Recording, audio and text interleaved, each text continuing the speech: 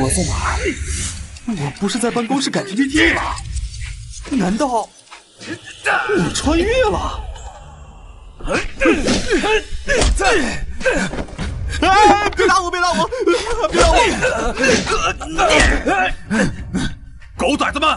我看你们谁敢动我振哥！振哥，你是谁啊？四福哥，俺掩护你，杀出去！我看这一时半会儿就回不去了。看样子这里是个礼崩乐坏的年代，我竟成了一个一事无成的棍夫。既然知则安之，我意志不够，那就用脑力去征服。振哥，草包人太多了，怎么办啊？打不过就跑，保命第一！狗崽子们，给老子躲开！不战！龟儿子，草帮主不会放过你！哥，快往家里跑！哥，快跑！脑袋差点开花，这世界也太疯狂了吧！哥，快进来，快进来，嫂子等你呢。嫂子？我还有媳妇儿。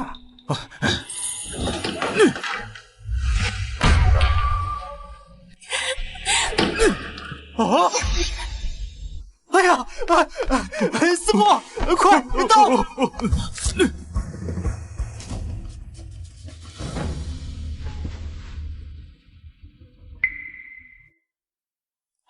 还行，还有气儿。这谁啊？在我家上吊？嫂子咋这么想不开啊？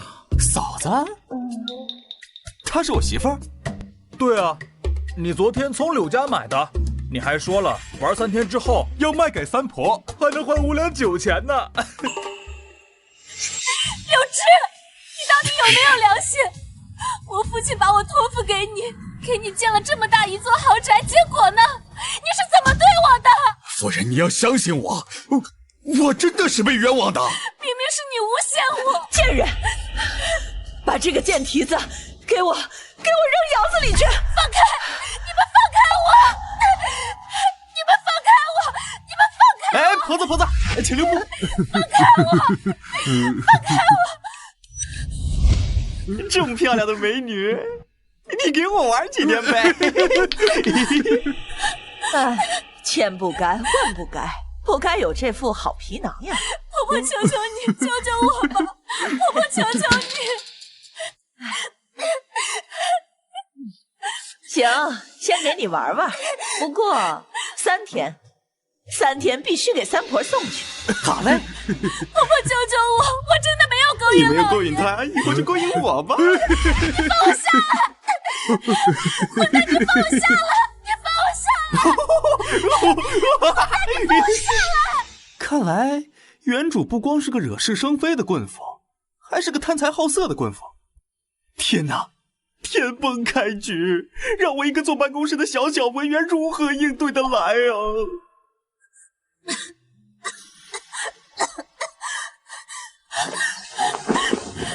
你们不要过来！让我们去死！你别激动，我不碰你，哥不会卖你的。哥，那5两酒钱你不要了？要个屁啊！这是人，你下得去手啊你？哥，不是你说玩够了卖给三婆换酒钱吗？我那是缓兵之计。哦，我明白了，哥是英雄救美。我咋觉得哥转性了呢？像变了个人。你说的可当真？你先好生休息，我睡外边，等明日咱们再商议下一步。走。莫非他是个好人？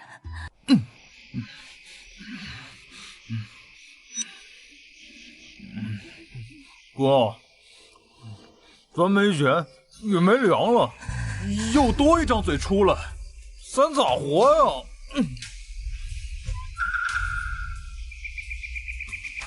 谁害他这样，谁就该付出点抚养费。抚养费？没错，刘老爷色胆包天，柳夫人心狠手辣，我得让这2个人出点血。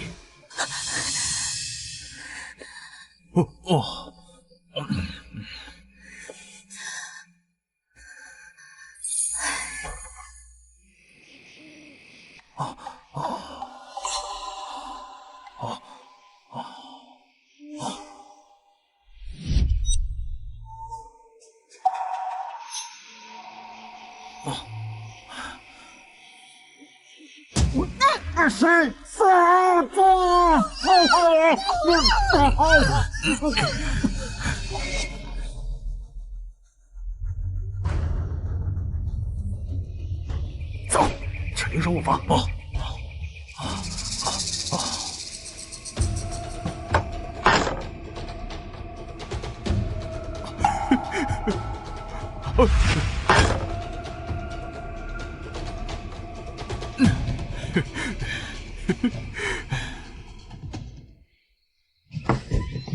一大早的，他人去哪儿了？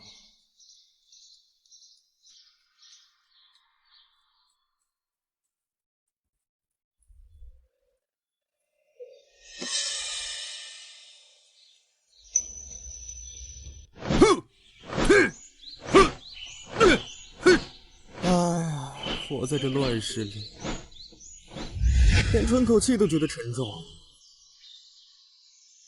与其说是不活着，不如说是苦苦熬着。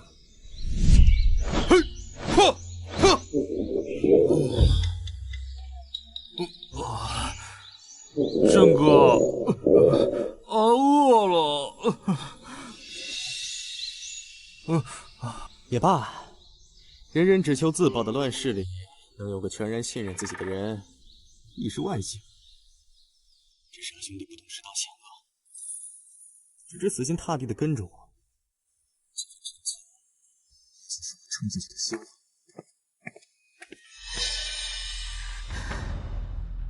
家里没吃的，是早晨。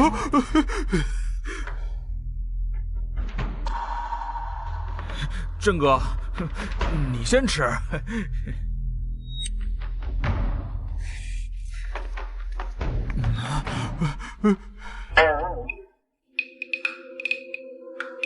这是什么东西？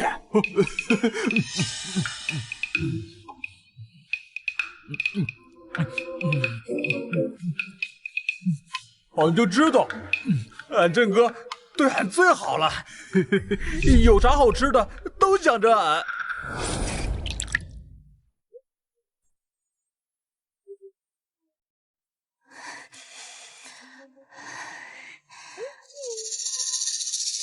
难道他在吃独食？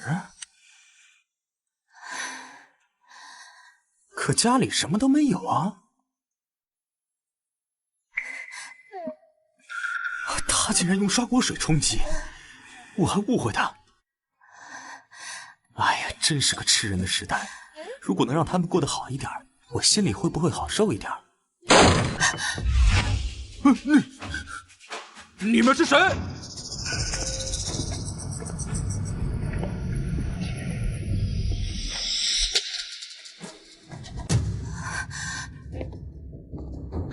看来我来的不是时候啊。大妈，您是哪位啊？郑哥，这就是三婆。哎呀呀，原来这位洗尽铅华、看起来资深的美女是三婆呀！阿振真是出息了，不记得三婆对你的关照了。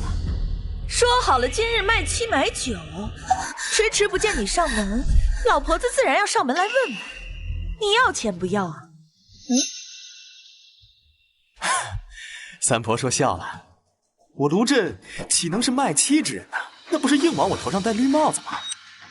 你这是不打算卖了，是吗？我既然娶了她，就要付得周全，否则我卢震还算什么男人？我却不知阿振是如此有骨气、有担当之人。可惜了，在这乱世，拳头大才是道路。三娘我老眼昏花，不知道咱们谁的拳头更大。你上！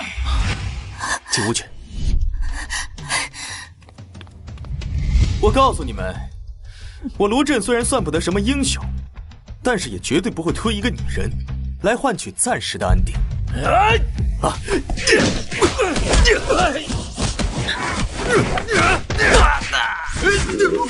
这个我好饿。我早就说过，在这乱世，你得认命。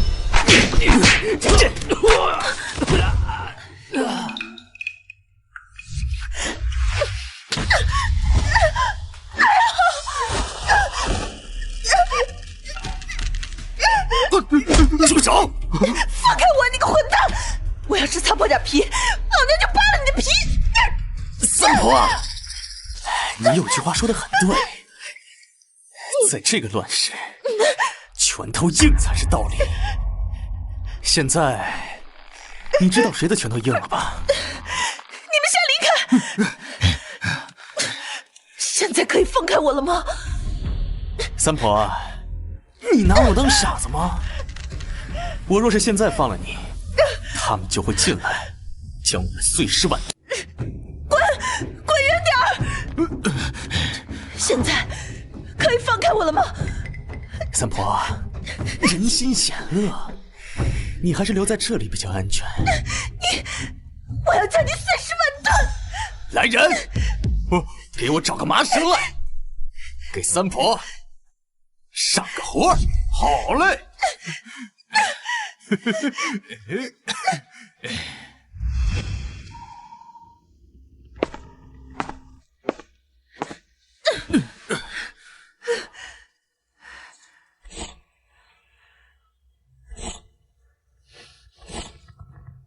我认输，你放我离开，我不再强求你卖妻。三婆的嘴，骗人的鬼！你说话要是可信，母猪都能上树。老实点！你到底想怎样？他们应该快来了吧？如果不一次性把他们打疼，他们将会源源不断地打扰我的生活。我这招呢叫围点打援，效果应该还不错。放了三婆，放了三婆！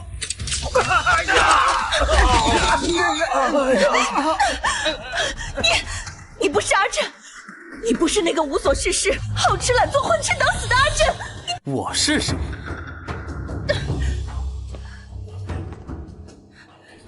你猜？阿震，看在三娘对你和福兄弟多有照顾的份上，饶了我们吧，行吗？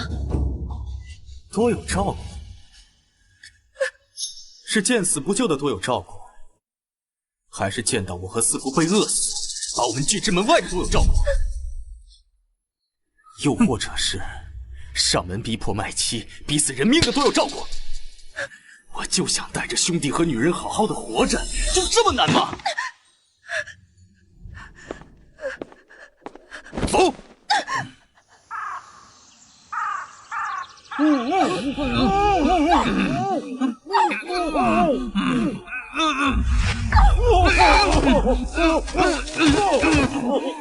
这是第一次，也是最后一次。若日后你们再来招惹，我可不能保证来的人还能活着回去。走。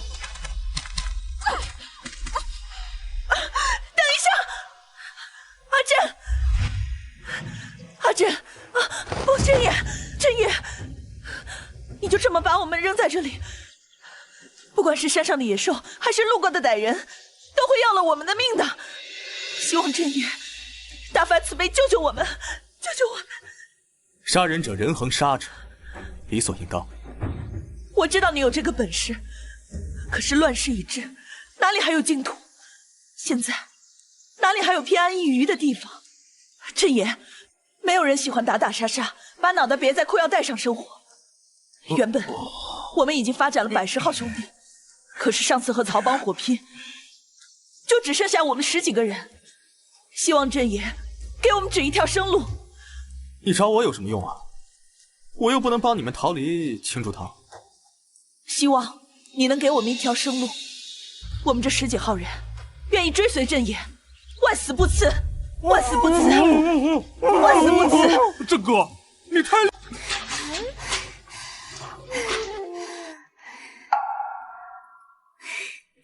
能填饱肚子就已经很满足了。他好像跟别的棍夫一点也不一样。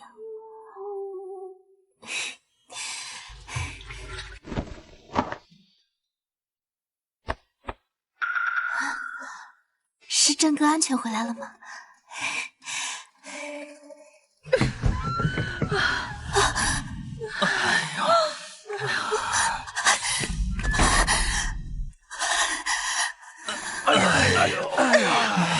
哎呀！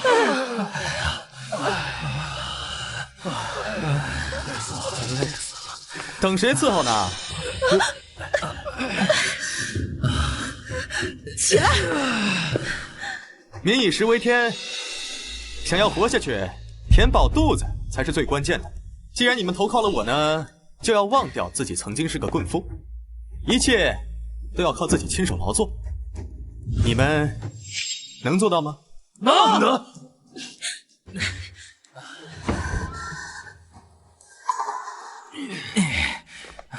不知道办公室的领导若是看到我现在的样子，还能不能认出来？郑哥可真是太威风。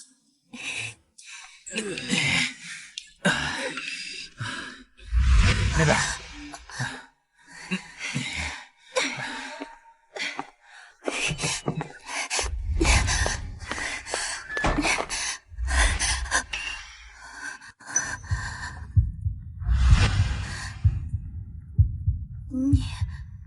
你干什么？这句话应该我问你才是。昨日还想着投环自尽，今日就在这里白日宣言，你胆子挺大呀。奴已经卖给你了，更何况你也帮我报了仇，所以我的生死自然是夫主的一念之间。倘若你要把我卖去那阿扎之地，我就只能以死来以保清白了。倘若夫主愿意留下我自然是听夫主安排了。这万恶的封建社会，这都什么乱七八糟的思想？柳夫人最爱的首饰，我看见了。你放心，我一定会护你一世周全。哦，对了，夫主怎么又把他们给叫回来了？这些多是游手好闲、惹是生非的棍夫，你把他们叫回来，恐怕会给自己惹上祸端的。我也是棍夫啊。如果有一条别的生路，哪里有那么多人愿意做棍夫？可是如今政权割据，连年战火，百姓们流离失所，自然民不聊生。若是可以给他们一块可以耕作的土地，他们自然会愿意为了一日三餐拼命劳作，哪里还有那么多时间愿意去做棍夫啊？既然我穿越到这方世界，不做些力所能及之事，还是心中难。打打杀杀的我不会，可是先进的技术和思想我这里有很多。若是能让更多流民过上安稳的生活，在乱世中给更多人一个家，也算我没有白白穿越一回。或许还能像短剧里演的那样，成就一方霸主，走上人生巅峰呢。这个，不好了！青竹堂的人打过来了。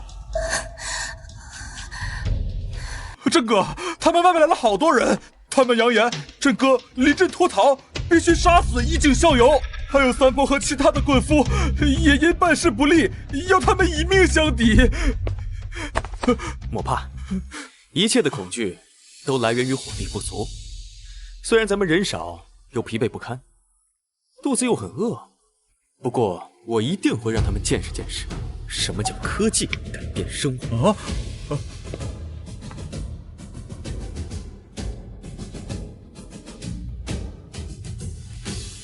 这个呢，是我研制的弩，只要搬动这个扳手，就能发射出弩箭。虽然用料粗糙，杀伤力也有限，不过咱们近战对远程，也能稳赢。怎么？你们不信啊？子佛。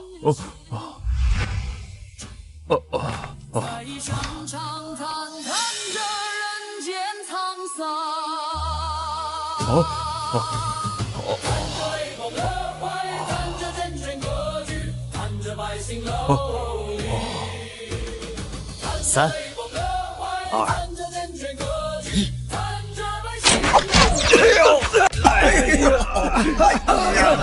青竹堂的人都跑了，带头的左护法被树枝戳瞎了眼睛，已经带着能活动的人都跑了，咱们安全了。太好了！事情还没有结束。青竹堂的人盘踞此地多年，他们不会轻易善罢甘休的。不过，留给咱们的时间不多，人力不足，粮食也不足，所以从现在起，咱们要争分夺秒。这会儿让青竹堂的人丢了脸面，没有办法在江湖上混，所以他们今晚一定会回来血洗卢家，咱们也不能坐以待毙。娘子，你和三婆去做一些干净的饭菜，注意要消除干净后，让大家吃一顿饱饭。哎，阿佛，你和兄弟们收集一些这种树枝，并且削成一些锋利无剑的利剑。记住，要找一些笔直的树枝，提高射击的精准度。好。你俩等一下，你们不用参加战斗，但是一会儿要跟我去城外挖一些陷阱来，再回来吃饭。等挖好了，咱们就到村外打埋伏，打他们一个措手不及。措手不及，措手不及。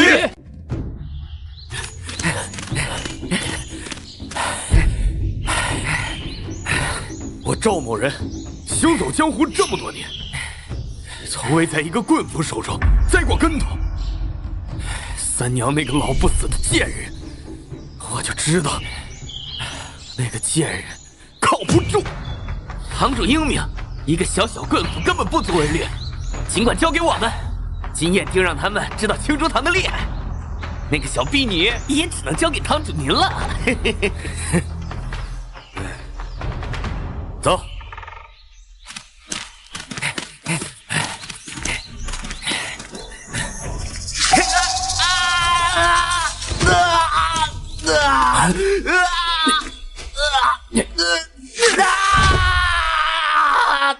敬酒不吃吃罚酒，今夜我们血洗卢家。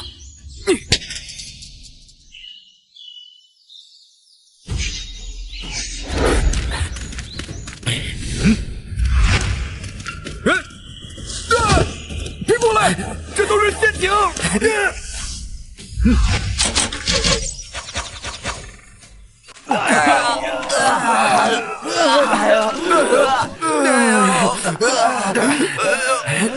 你们几个叛徒！青竹堂留你们容身之所，你们竟赶尽杀绝，如此心狠手辣，就不怕遭报应吗？还有没有天理啊？哟，这就开始给我讲道理了。你们说，在这个乱世之中，从来都是强者为尊吗？弱肉强食，丛林法则。你们是强者的时候，就可以弱肉强食；你们成了失败者，就开始在这儿跟我讨要天理。我可是青竹堂的堂主，敢不放了我饶不了你们！在我面前搞阶级压迫这一套，我还是范阳卢氏之后人。在这个乱世当中，生存才是第一。兵农工商都有权利活下去，若这些你都不懂，我也没有必要浪费口舌。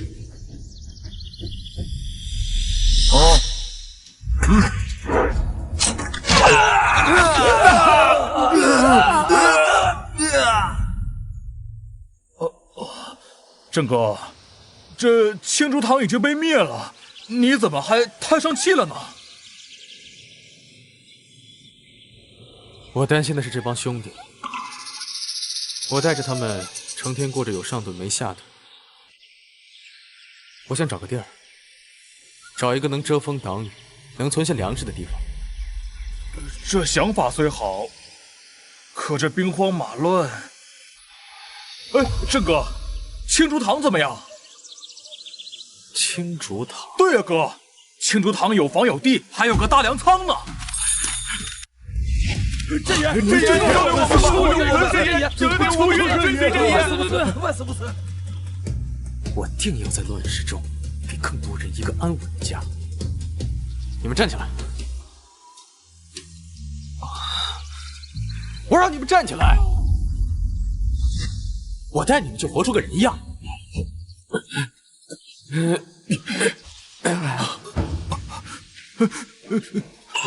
哥，这么多人，吃什么？住哪儿啊？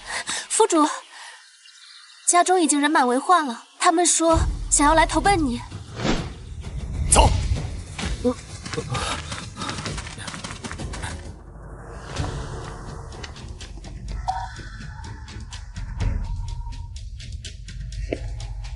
这位弟兄，不是我不仁不义，实乃急迫，才由此住进青竹堂的下策。青竹堂做的都是伤天害理的事，这爷我们不怪你。这爷我们不怪你，不怪你，不怪你，我们这爷我们不怪你。乱世里人命最贱，可以最宝贵。想让兄弟们铁了心的跟着走，总得让人把肚子填饱。眼里看得见的是实实在在的奔头。林霜，你带着大家整理青竹堂，我和四父出去一趟，等大家回来。你要注意安全。好。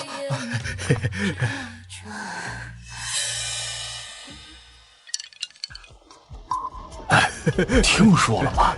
邻村出了个厉害的小子，连青竹堂都不是对手。知道，听说是出自范阳卢氏，很厉害的，还抢夺了青竹帮堂的老巢。对外说是不管士农工商都可投奔。广平王若是知道有人在此招贤纳士，会不会……这些可不是咱们能说的。快走！走！当时头脑一热，就冒充范阳卢氏。范阳卢氏可是大家族，也不知道会不会被报复。算了，报不报复的都是后话，还是先弄些启动资金，才是正事。原主全身上下也就这块玉这点钱，但愿他能帮我渡过难关。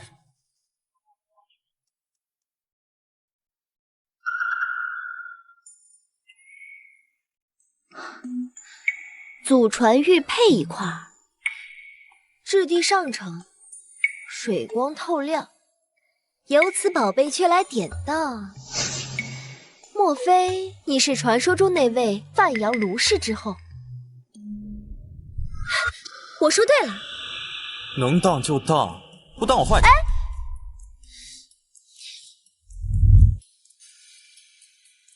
这块玉佩只值2两，可这2两银子却辨不出范阳卢氏的威风。说，你为何冒充范阳卢氏，也不怕被拆穿之后死无葬身之地？姑娘何必为难在下呀？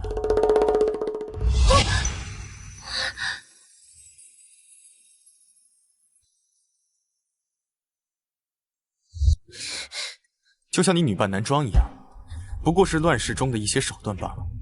可你本来可以选择另外一种手段啊！姑娘说笑了，换一种手段，证明你们还有选择。可我们呢？我们已经没有选择，无路可退了。是向晚胡言乱语，公子大义，向晚自愧不如。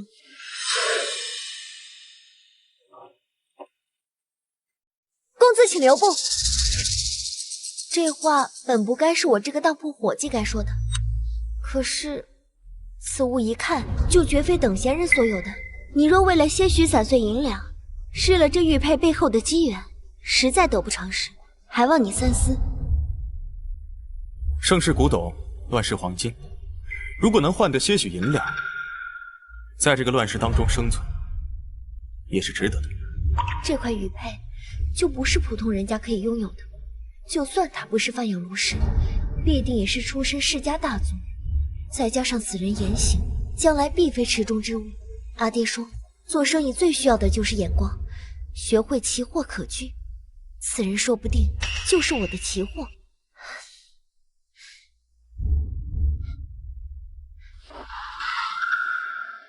我观你绝非池中之物，将来必有一番作为。这是我全部的了。若你未来闯出一条生路，可否庇护我一二？多谢姑娘，姑娘大恩，卢震铭记在心，日后必定厚报。告辞了。这乱世之中，没想到还有如此心思纯净的美女。听说青竹堂被一个棍夫惨败，回去后就被曹帮给灭了。这些帮派没一个好东西，他们自己打起来，跟咱们又有什么关系啊？怎么没关系啊？曹帮没钱收拾那个棍夫，正挨家挨户的要保护费呢。前面那个临时当铺，就因为不肯给钱，父女俩已经被那曹帮抓去了。还他妈吃的，走了！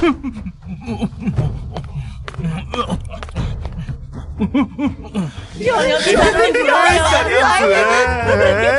子，出去！放开我你！让你躲，让你躲！你还有你是笨，你想讨伐人家卢公子，以为自己都是什么东西？一群阴沟里的老鼠，以为天黑了就能称霸天下了，岂不知天是会亮的。这小娘子脾气还挺大。说得好！来，躲开！哎呀，小美人儿，性子还挺烈啊！我告诉你，一会儿让我兄弟把你玩烂了，我看你还怎么忍心！好了，放开你们！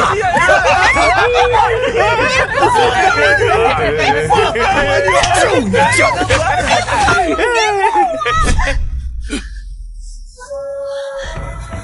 连姑娘说了，让你们把脏手拿开，你们是听不见了？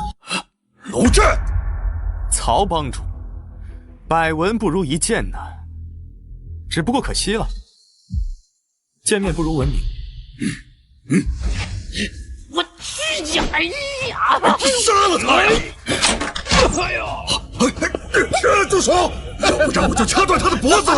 我范阳卢氏与你们曹帮无冤无仇，我只不过看不惯曹帮主如此不懂怜香惜玉，不如给我个面子，放了他这回，就当今日之事作罢。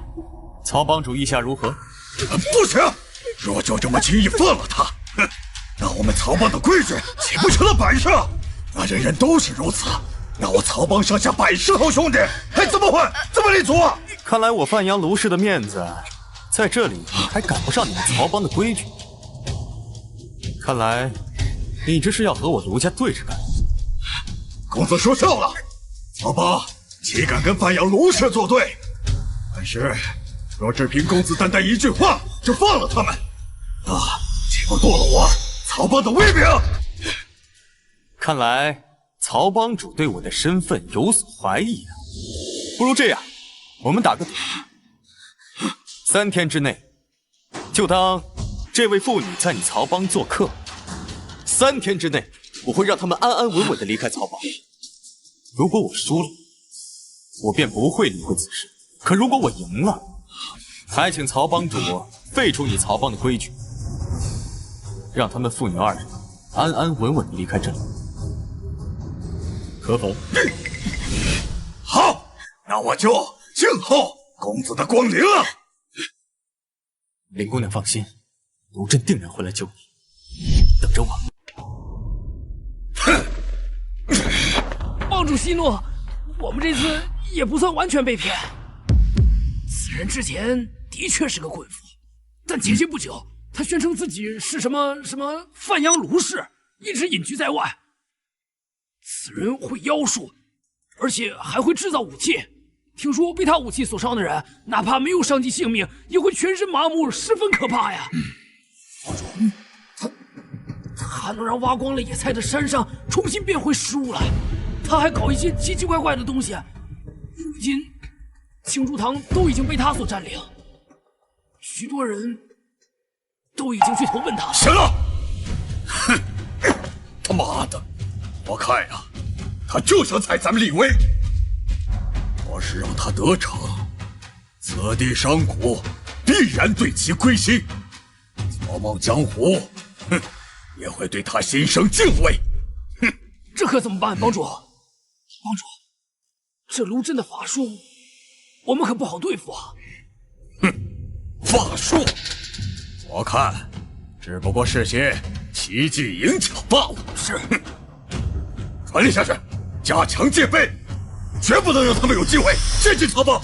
是，快去！哼，他娘的，姓卢的就是个缩头乌龟，害得老子白白等了3年。不好了，不好了，帮主，外面来了好多人。可以。我们吃的，我们吃的，我们吃的，这怎么回事？怎么这么多流民了？不知道从哪来的消息，说是曹帮要开粥棚，让我们继续喝碗粥吧。 3年前就开始进城了，还一直在这围着不走，都看着咱们大门虎视眈眈。快把门关上，别让他们进来！让我们进去！别让他们进来！他们肯定有粮食，他们肯定有粮食，开门！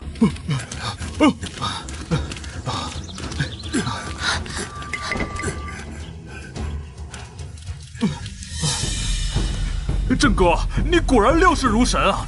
原来流民是你叫来冲击曹帮的，还这么容易就救出了林姑娘。林姑娘对我有恩，能兵不血刃的将你们妇女救出，实乃万幸。我些许银两，无其他大事，公子却倾尽全力救我妇女性命。林某此生必定倾尽全力回报公子。快快请起。 乱世不易，大家都只为活着。不过可以预见，曹帮今后一定会视我卢家宝为眼中钉、肉中刺。不知二位和我回去，也不知是好是坏。公子惹上曹帮，也是因我妇女而始。吉凶祸福，那都是我们的命数。何必执着于命呢？岂不知我命由我不由天。卢公子是准备主动出击。 不愧是我认识的卢公子，我这儿确实有个好主意，不过需要二位鼎力相助，不知二位可否？乐意之至。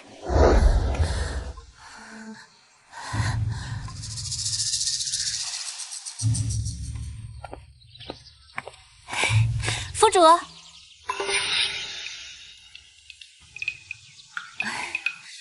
府主回来了。原来。 这就是夫主心心念念的林姑娘，果真貌美如花。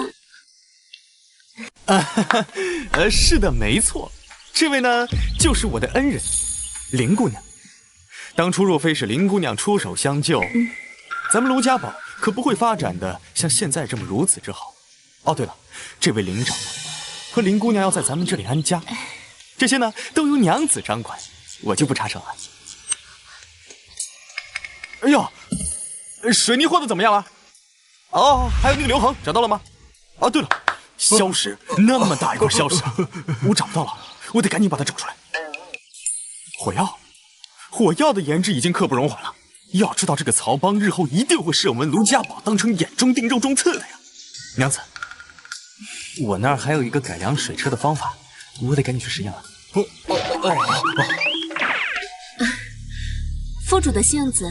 一直都是这般跳脱，还请林姑娘莫怪。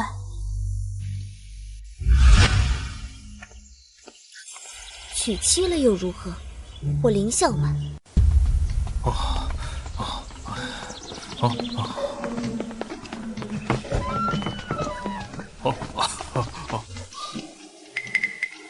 他们刚才没打起来吧？没有啊，为什么要打起来？都那样了还没打起来？ 没有，郑哥，你该不会喜欢跟女人打架吧？郑哥，你是不是想把林姑娘收了房啊？郑哥，你喜欢林姑娘就留下来吧，嫂子不过是你买的婢妾，她不会介意的。那咋能那样呢？我既然娶了凌霜，就只能认凌霜一人当我的妻子。男人嘛，3妻4妾的不是很正常吗？再说了，2个姐姐都对你一片真心，到时候呀，姐姐嫂子睡外面，林姑娘睡你床边。你个混小子！林霜虽说是出身于奴婢，但她见多识广，若是有机会让她看看外面的世界，且格局广大，日后做个丞相也不足为过。而这个林姑娘呢，出身于商贾，从小就走南闯北，思维敏捷，和许多人不一样，日后当个将帅之才也不为过。嫂子是丞相，林姑娘是将帅，郑哥，你该不会是想当皇上吧？不行，绝对不行！鼠目寸光，你这是冒进！你们说的都有理，不过这件事势在必行。凌霜的顾虑没有错，可现实因素不允许我们在畏手畏脚。我们需要钱，我们需要更多的钱，我们需要最原始的资本积累，否则的话，就只有死路一条。夫主，这钱财固然重要，可是现在粮食更重要啊！我们大家好不容易才吃饱饭，你就要去拿粮食去酿酒，到时候钱债上下，不就又要挨饿了吗？夫主，到时候宅中民心不稳，一切就都来不及了。粮食固然重要，可是寻些野菜同样可以饱腹，酿酒则不同。此事一旦成功，卢家寨就等于有了固定的收入，公子的宏图大业也就有了保障。你这是空中楼阁，你那是鼠目寸光。那如果酿酒不需要粮食呢？是不是两全其美啊？果然吃货的运气都不会差。不过看他俩这架势，我好不容易酿出来的私人藏品，怕是保不住了。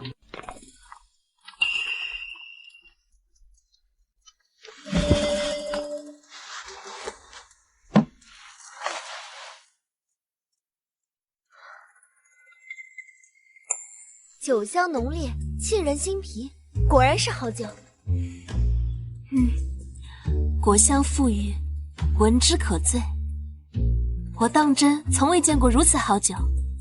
这种果子个头小，皮厚又没有肉，拿来充饥食之无味，弃之可惜。我就用这些果子酿造了些果酒，来，你们两个尝尝，不知二位觉得如何？来，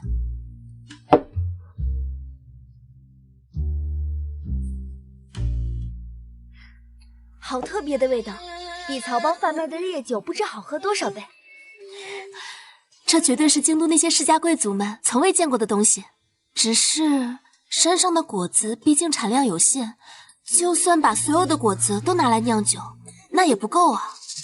如何能成为你的助力呢？你这话可就说错了。常言道，物以稀为贵。这酒若是落在流民手中，自然是一文不值，连解馋都不行的东西，可如果落在普通人手中，最多也就10几文一斗，解馋的廉价品。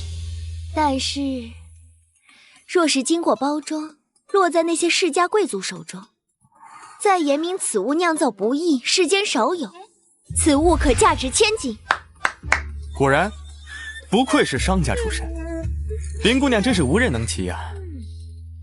这日后若是当了卢家寨的商业主管，这贸易真是稳稳拿捏呀。等日后咱们卢家寨粮食丰收了，咱们再用粮食酿酒，大家解决了温饱问题，再用粮食酿酒，到时候咱们这个酒就叫至尊情怀酒，让那些有钱人也成为咱们的钱袋子。干杯！干杯！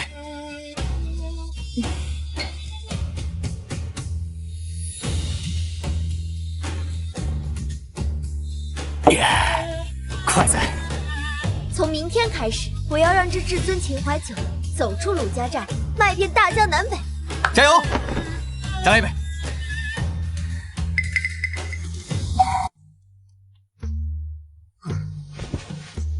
来一壶至尊秦淮。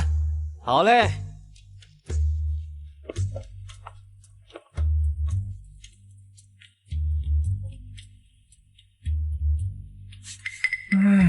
这酒也太香了，我闻着都要醉了。这就是传说中的至尊秦淮酒，一壶就要30两银子，普通人可喝不起啊！嘿，客官有所不知呀，这至尊秦淮是我们卢家寨特产，每个月只有100坛，多1坛也没有。若非我们老板和卢家寨的林老板是好友，这酒根本就没得卖。虽然定价这么高，也还是经常卖断货。今天你喝得到这酒，明天还不一定能喝得到呢。这还等什么？我也要一壶。我也要，我也要。好嘞。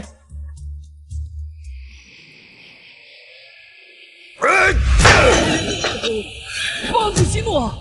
卢家寨，好样的！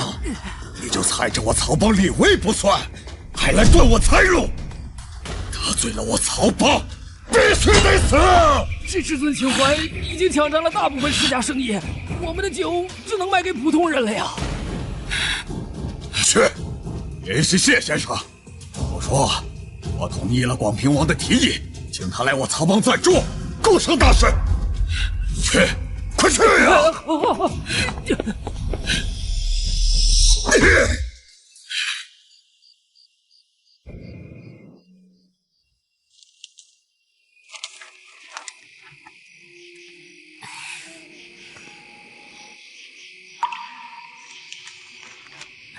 府主，卢家堡内各项事务已经理顺，各小组小队也都选出了组长队长。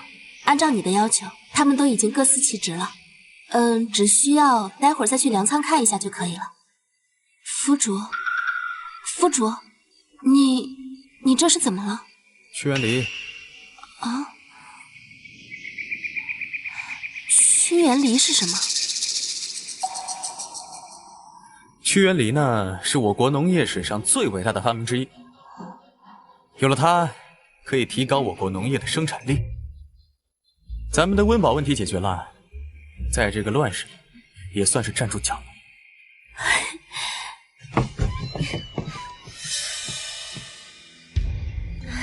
我还以为只有我带来好消息了，没想到卢先生也有好消息。怎么，曹帮快被你挤压的没有容身之地了？他的酒本来就劣质，咱们的至尊秦淮一出，自然是所向披靡。酒卖的好固然好，恐怕呀，咱们的麻烦也快要找上门来喽。你的意思是？郑哥，郑哥出。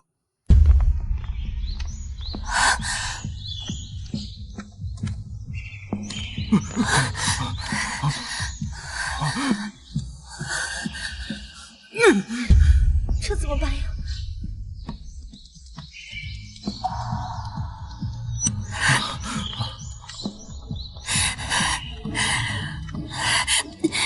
都是我的错。我今天若是来巡视的话，也不会发生这种事情。不，都是我的错。都怪现在日子过得太安逸了，忘记当初刀口舔血时该有的警觉了。都是我的错，都是我的错。现在自责毫无意义。咱们的酒断了曹帮的财路，他来一招绝粮也属于正常。郑哥，你说是曹帮的人干的吗？显而易见啊！让咱们绝粮，既能扰乱军心，又能给咱们的酿酒材料造成困扰，一举两得。那怎么办？就算现在高价收粮，也买不到粮食了呀。不用担心，现在咱们只要再做2件事：第一，让全寨的人吃上一顿饱饭；第二，找到偷东西的人。可是，我们要去哪儿弄到粮食呢？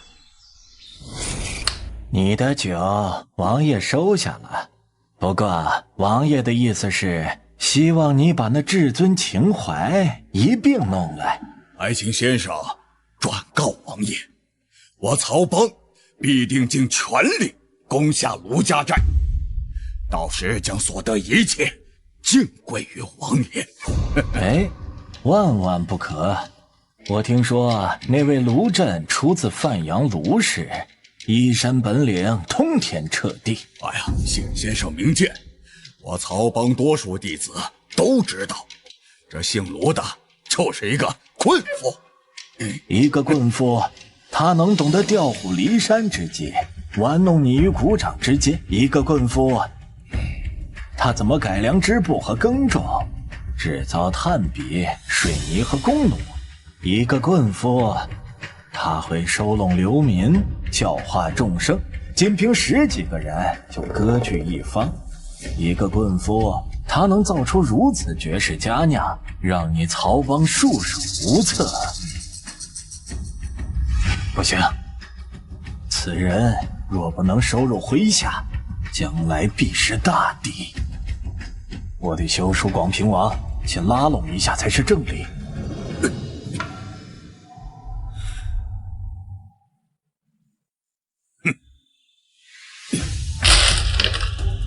忘手的老东西！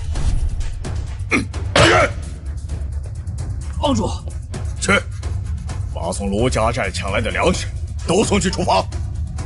我看陆震绝粮之计一出，定将这卢家寨走投无路。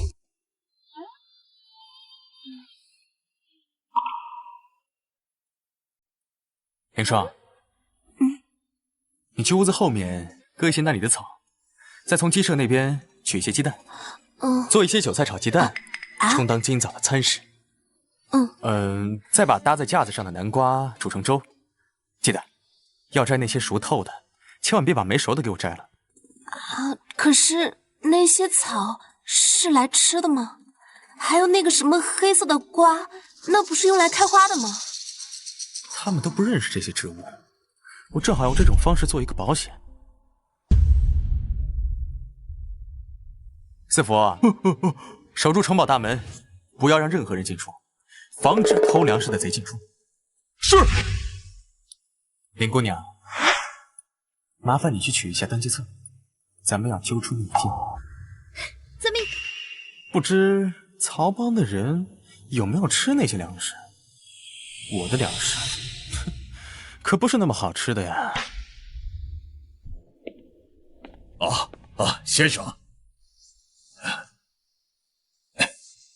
听说你抢了卢震的粮食。先生，他门户打开，这不明显让人来偷吗？你知不知道广平王要招安卢震？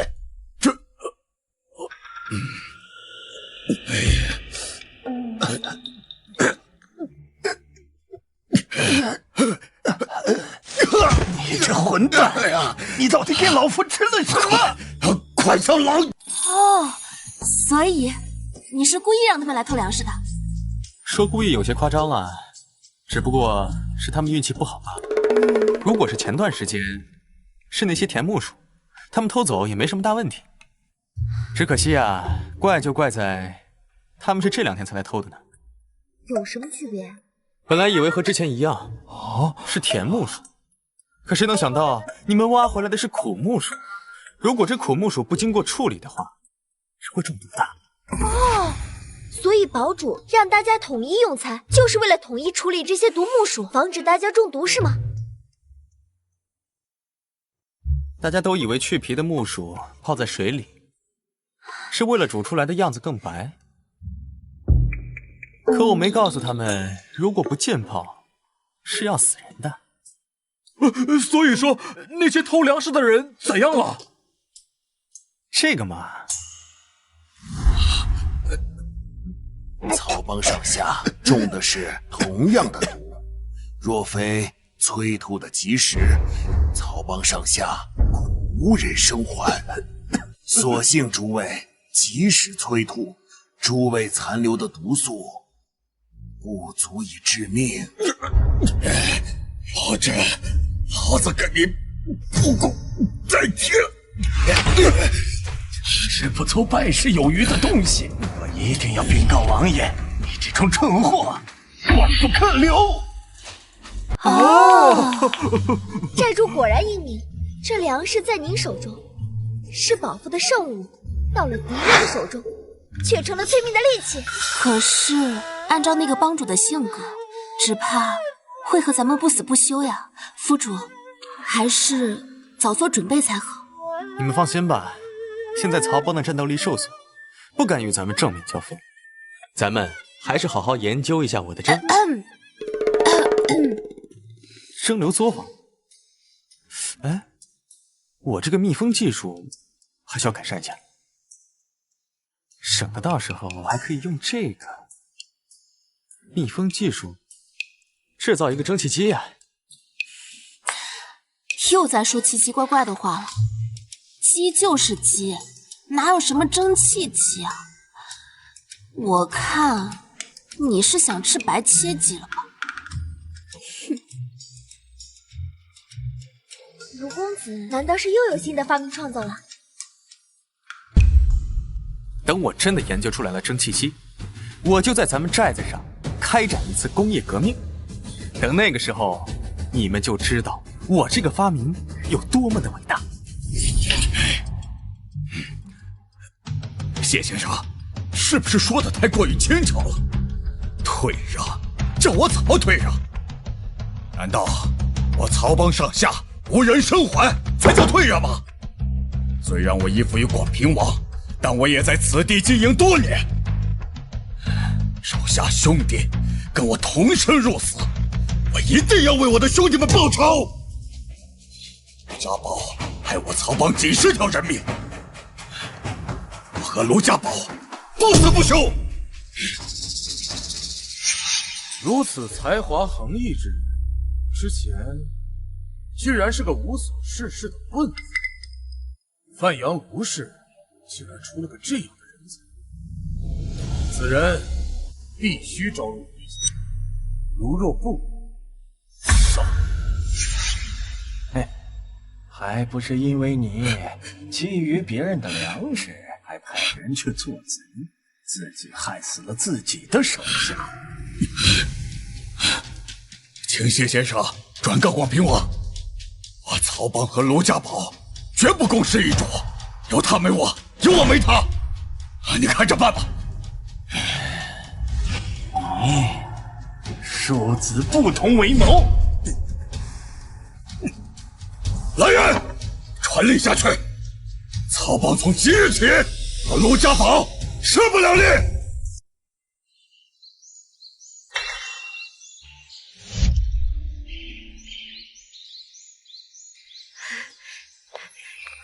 参见寨主。你是沈追？登记身份的时候说自己熟读四书五经的那个？是的。你有什么事？我发现了奸细，特来禀告寨主。哼，发现奸细？那你是怎么发现的？前日我随母亲一起挖木薯时，曾去过粮仓，那时就发现有人在粮仓周围窥伺，但那时他并未任何不妥之举，我就没有做出防范。今日粮仓被盗，我又将寨子里的人挨个看了一遍，发现当时那个人不见了，所以我断定那人一定就是奸细。年纪不大，口气不小，你能把寨子里所有人都记住？不才3岁通诗文，5岁通经典，过目不忘乃基础本领，总结分析才是学生的强项。你说的奸细就是这个人吧？就是这个人，你怎么知道？怎么会比我还快？8岁的孩子操80岁的心，你都能发现奸细了，我这个当寨主的若是没发现，岂不是白当？寨主这么厉害，是不是已经知道敌人是谁了？是不是已经想好接下来的应对之策了？告诉我好不好？你不是号称小天才吗？如果你是我，你该会怎么做？反间计。沈追，你确定要当一个战士，守卫卢家堡？当然，不只是我，我们所有被寨主收留的孩子都愿意为了卢家寨拼尽一切。可你们都还是孩子，孩子就应该在宽敞明亮的教室里保护起来，学习知识，为日后来打下基础。不，我们生于乱世，就注定毫无选择，只能变得强大，才能生存下来。现在有寨主为我们遮风挡雨，可若是寨主不在呢？若是大人们都不在呢？我们必须靠自己。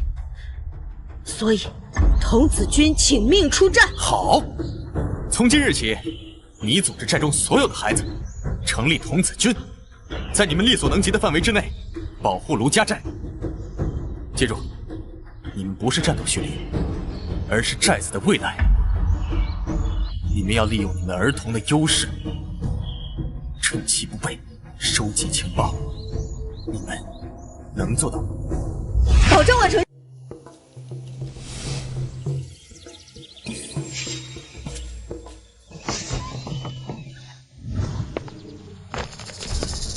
Hello， 早上好啊！古代人生活习惯就是好啊，还在晨跑。吓死我了！井里下毒没被他发现吗？他怎么没事？难道他没吃早饭？所以这帮奸细的目的是见识。我们讨论过了，那个人在寨子里乱转，各个地方都有观察，所以其目的应该是为了打探寨子里的情况。之所以只拿走我们的箭头，应该是因为我们的箭头有所不同。那个杂碎外面穿的是寨子统一发放的外袍，可内部穿的却是柔软干净的中衣。那布料我之前见过，富人不会穿，穷人穿不起，所以这个人的身份应该是类似刘老爷家的护卫或者园丁，应该是帮会的人。我当乞丐的时候曾经见过帮会打架，听说他们会给鞋底套上一层编织的草鞋，防止打架时下盘不稳，而那个人的鞋上就有被这种草鞋勒过的痕迹。怎么还记恨我呢？不就是小时候偷过你一糖吗？我不都还你了吗？我娘说贵妇不是好人。小姑娘，这可就是你的不对了。你要用发展的眼光看人嘛。昨天的你和今天的你或许相似，但去年的你和今天的你呢，可是大有不同。难道你觉得自己一成不变吗？说呀，扭扭捏捏，娘们唧唧的，早知道就不带你了。我才没有。那你就说呀。我看见他露出来礼仪的袖口上绣着2片水浪，我猜他应该出自曹帮。我娘曾经帮助曹帮浆洗衣服，我曾经见过他们的袖口上都会绣着2片水浪，所以他一定是曹帮的。可以啊你，果然啊，高手在民间。想不到我这小小的卢家堡，这几个没有腿长的小萝卜头，竟然能把这个奸细的身份猜出来，实乃人才啊！堡主的意思是我们猜对了。曹帮亡我，卢家堡之心不死，一计不成又生一计。咱们前些日子顺水推舟，让他们吃尽了苦头，想必现在是准备报复回去了。而这箭矢呢，我猜就是他们下一步计划的突破口。是毒。我也是这么想的。咱们之所以让曹帮忌惮，就是因为咱们的弩箭上虽然不会造成严重的伤害，但是会让人失去反抗能力。前些日子我在安全大会上讲话，让你们小心那些树的枝叶，就是因为它们有毒。所以他偷走箭矢的目的，就是因为想要了解解药，想让咱们箭矢上失去毒药，这样一来，咱们的箭矢就会因为缺少箭头，而杀伤力不足的箭就会变成一堆废柴。那怎么办？要不然咱们现在换一种树做箭矢，那就更没有杀伤力了。要不咱们把寨门关起来，他们就算再厉害，也没办法打破水泥做的围墙。可我听说舒先生讲打仗，说攻城都是有撞车的，寨门根本挡不住。要不我们换一种毒？要不怎么说流氓不可怕，就怕流氓有文化。你们看看，心最脏的就是读书人。可是堡主，你不是也是读书人？你们4个明天一块去上课。我们寨子里可以出各种特长的天才，就是不能出没有文化的废物。听到了吗？那曹帮的事怎么办？你还真以为咱们卢家堡只有你们几个小萝卜保护了？你们放心吧。郑哥真是料事如神啊！那人出了山寨以后，就直进曹营，进了曹帮。有人注意到，粮食丢失那日他就不在，这几日突然好了些，这是另有图谋。我已经按照副主的吩咐，将今日新制的剑士换上了新的箭头了。我爹派人回来传话，曹帮和谢先生生了嫌隙。这几日呢，谢先生都住在聚贤客栈的天字号客房中，忙着接见本地名士。好，一切如我所料。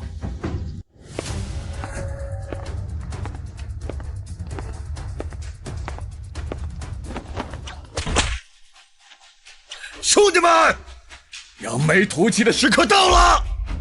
寨子里的人都喝了加了料的水，现在他们手上一点战斗力都没有，而且他们的秘密武器解药我已经提前拿到手了。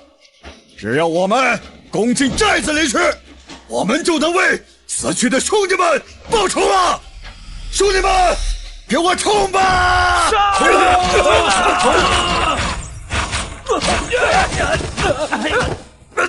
跟我说，这到底怎么回事？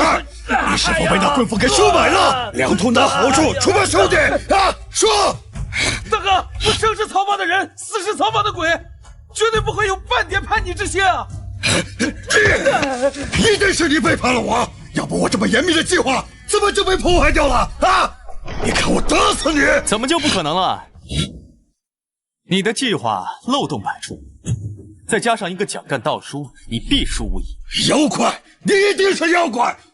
我只想带着我的人，在这乱世当中苟活。你不来招惹我，我也绝对不会招惹你的。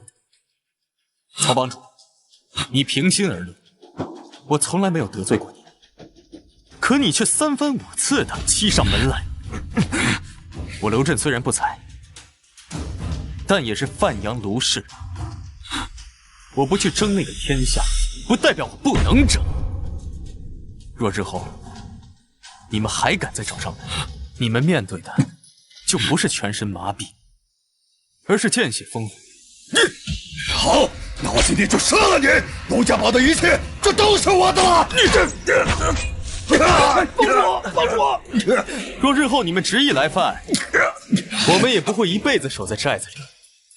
所以请你记住，我们卢家堡的口号是：朋友来了有好酒，敌人来了有月枪。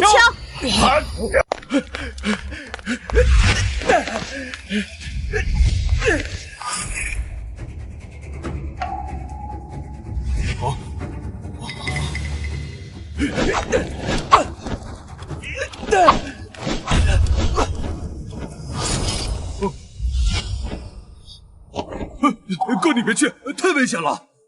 来都来了，也不能见死不救啊！哥，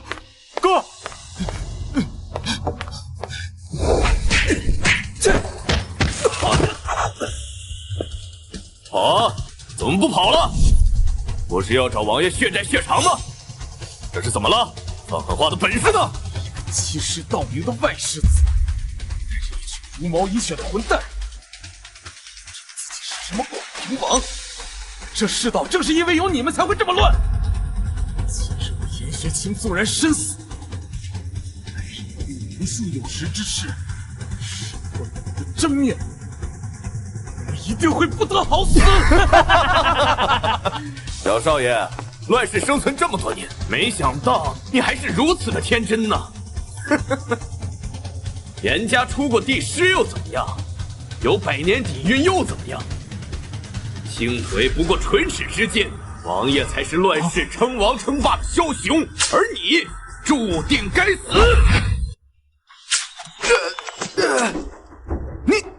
你们是谁？广平王要杀的人，你们也敢救？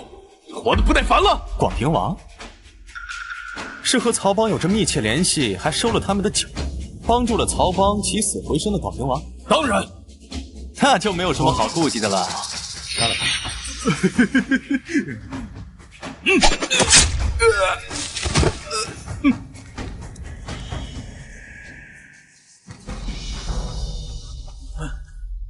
不怕招惹上广平王吗？俺们寨子刚刚打败曹帮主，你说算不算招惹上广平王？是卢家堡的人。怎么？你听说过卢家堡？早就听闻卢家堡不畏强权。薛青，特来投奔。我告诉你啊，我们卢家堡可不养闲人。你肩不能扛，手不能提，四体不勤，五谷不分。我们卢家堡要你何用？薛青虽然手无缚鸡之力，但是也算饱读诗书。如果有能用到之处，必然义不容辞。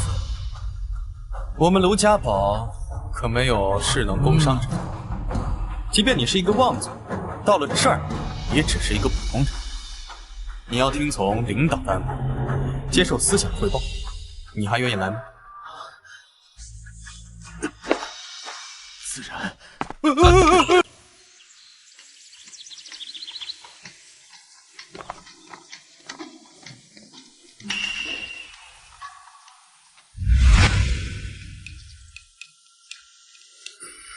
耶！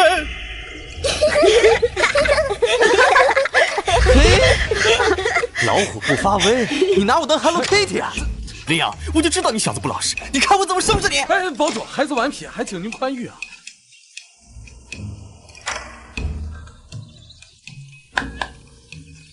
说，严夫子课上的怎么样啊？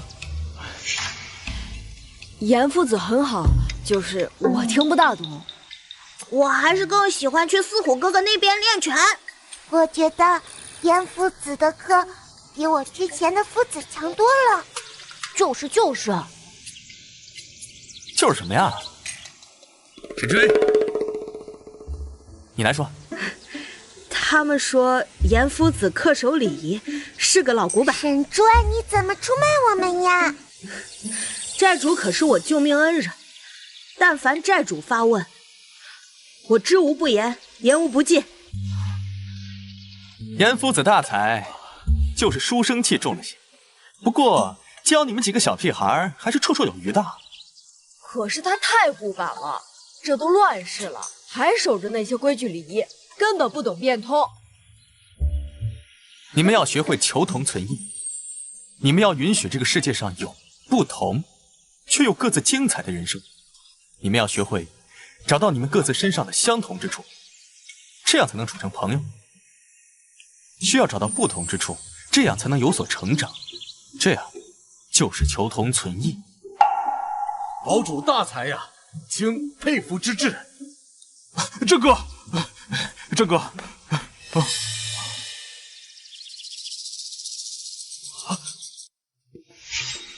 是广平王，或者叫他严世明。你们是？他是我的庶弟，但是城破之时，他投靠了叛军，屠了我们严家满门。我胸口这伤口，就是他亲手造成的。若不是我与旁人不同，我早就是一抔黄土了。你想报仇？我试过很多次刺杀他，这对我来说太难了。我只能提醒堡主，此人阴险狡诈，莫要与他结交。都说读书人清高，怎么告起小状也这么轻快啊？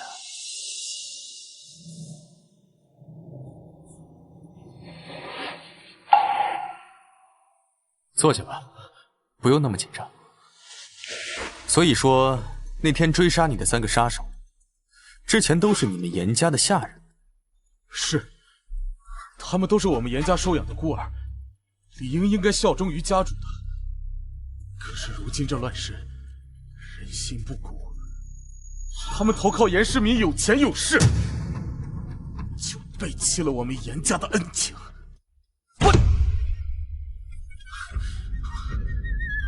是我失礼，请堡主责罚。这里是卢家堡，老子说这里是自由的，这里可以有因为仇恨而不顾礼仪的学者，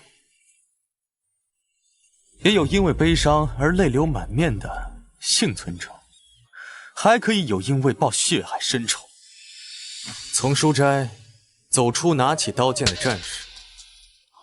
你想做哪一个？堡主，真的都可以选吗？我说可以就可以，不用把自己放在礼教的套子里，相信自己。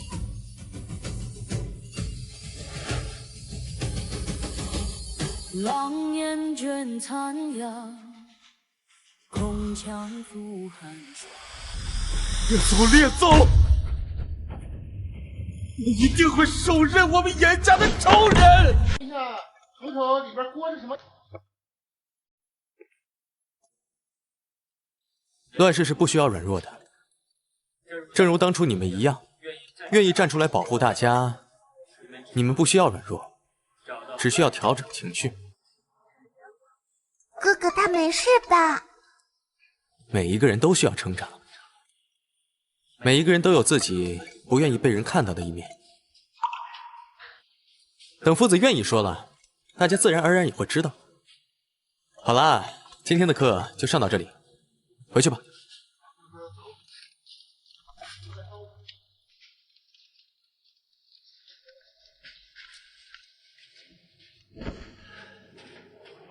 这个，别问，别说，就当没听见。不是，是门口那个。要给大家一点点空间，连独处的空间都没有，人迟早是会崩溃的。到时候不是杀人就是自杀，多危险！不是这个，那个送信的、姓谢的在堡门口求见。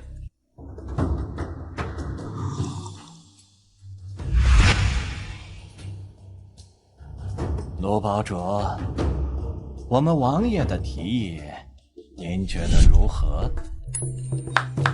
我说过了，我对你们广平王和广平王那些理想没有任何兴趣，请麻烦你们和你们的手下圆润地离开卢家堡势力范围之内。堡主可要想清楚了，我家王爷兵强马壮，不愿与阁下兵戎相见，所以才派我前来共商大事。王爷所图不过是虚名罢了，难道堡主也不能认同吗？赐福，送客。哎，你干嘛？我乃清河谢氏。哎呀，你这犹如斯文，犹如斯文呐！我说了，我的时间很宝贵的，没空听你在这里装腔作势。卢真，你就不怕广平王兵临城下吗？你这点兵力在广平王面前就是一群土鸡瓦狗，只要广平王一声令下，便可踏平你卢家堡。我再说最后一次，我对称霸天下没有兴趣，你们爱找谁找谁，别再来招惹我了，丑！卢真，你就是一个无脑的棍夫，你会后悔的，你一定会后悔的。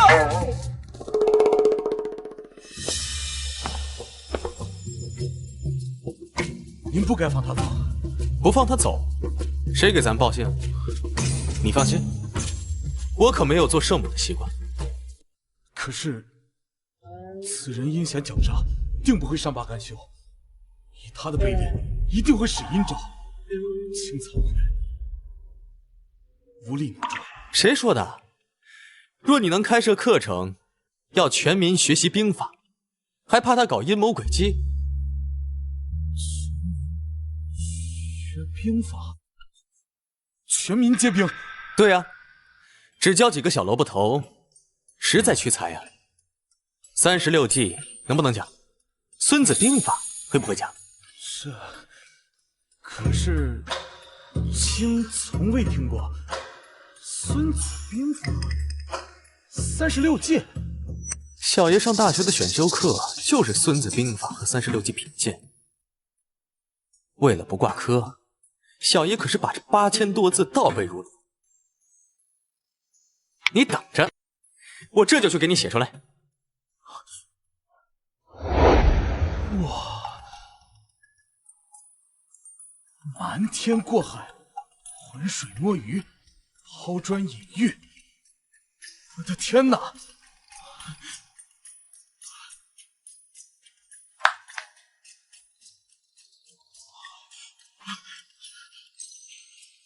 天佑卢家宝，天佑卢家宝，天佑卢家宝啊！堡主，您可真是将星转世。如果要是真的有人能终止这战乱，一定就是你了。你先别激动，这也不是我写，我只是会背而已。日后这传道授业的工作，你可得给我传达下去，这任务也就交给你了。你可得给我好好。保主，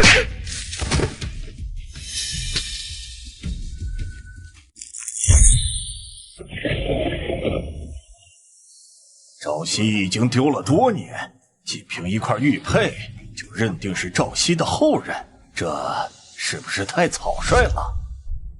当年赵熙失踪，族老们顾念大局，不让我去寻找。如今有了赵熙后人的消息，你们又来说草率。到底是我草率，还是族老们希望我范阳卢氏敌之以来，就此灭绝？你这话说的就难听了。你先天体弱，子嗣艰难，赵熙又自幼丢失，你从旁支过继孩子，继承家业，这才是维续范阳卢氏血脉正途。别以为我什么都不知道，你们勾结了广平王，对吗？我们有什么错？行掌天下权，我范阳卢氏为何不能争上一争？这就是你们派人刺杀卢真的理由吗？你们既巴结了广平王，又断了我嫡支的香火，真是谋略，好长事，好有心呐！族长莫要胡言乱语。苍天有眼啊！若不是你们派的刺客刺杀失误，担心问责，将那孩子的玉佩捡回来交差，我还不知赵熙之子已经如此优秀。我范阳卢氏有后了，我范阳卢氏有后了。你这话说的，好像我们就不是范阳卢氏一样。从今晚开始，什么意思？列祖列宗在上，不孝子孙卢兆陵依照祖训，将背祖忘宗之辈尽数诛杀。王爷，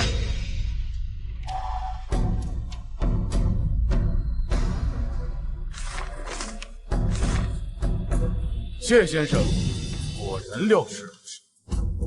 如今范阳卢氏数级，族中长老更是病弱，族中各位长老各怀心思，此时正是趁虚而入拿下范阳卢氏的大好时机。小小一个卢家战士，能够撬动整个范阳卢氏的利益才是最。王爷，不好了！什么事儿？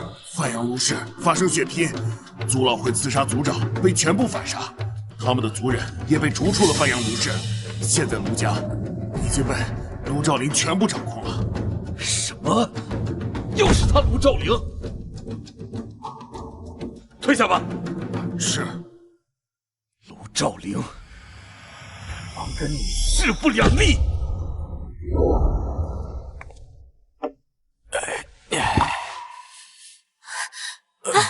府主，你醒了。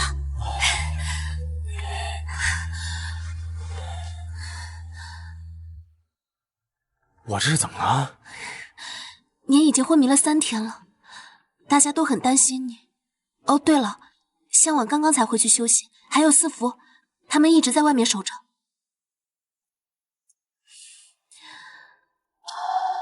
还好我有先见之明，要不然老子的小命就没了。哦，对了，有一个人，他想要见你，已经在外面等了1天1夜了。谁啊？他说，他叫范阳卢氏。难道是我此前冒充范阳卢氏的事情暴露了？该不会是来找麻烦的？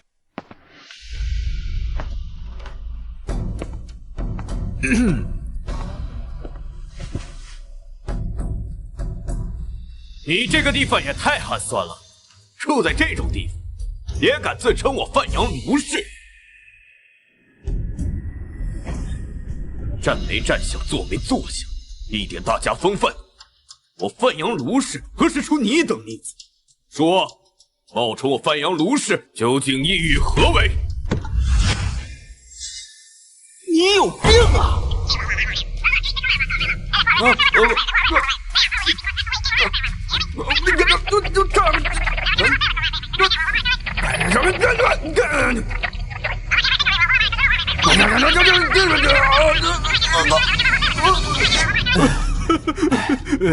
杀人！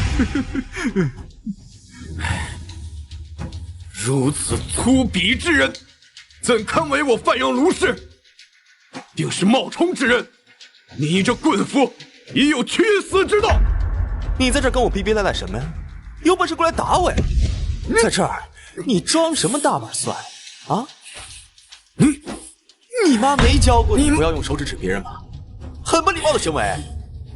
范阳卢氏就是这样教育的啊！以后出门别说认识我嫌丢人。庶子啊！你复读机转世啊？你就会这一句话？庶子，我范阳卢氏绝不同意你说我犯足此忌。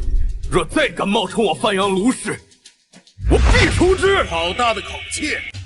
好大的口气！我范阳卢氏何时轮到你一个旁支小吏做主了？你就是阿震吗？我去，什么情况？不是乱世求生剧本吗？怎么跑来一个和原身长得这么像的人？是真假少爷剧本？像，太像了。果然不出我所料，你一定是赵熙的儿子。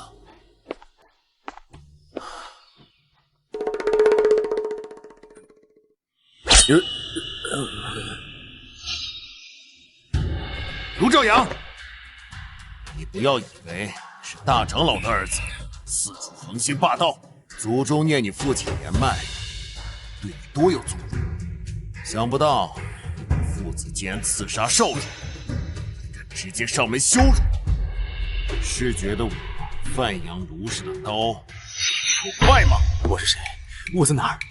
他刚才在说什么啊？你少血口喷人！不要以为你是族长我就怕你。我爹深谋远虑，族老们不会容忍你胡作非为的。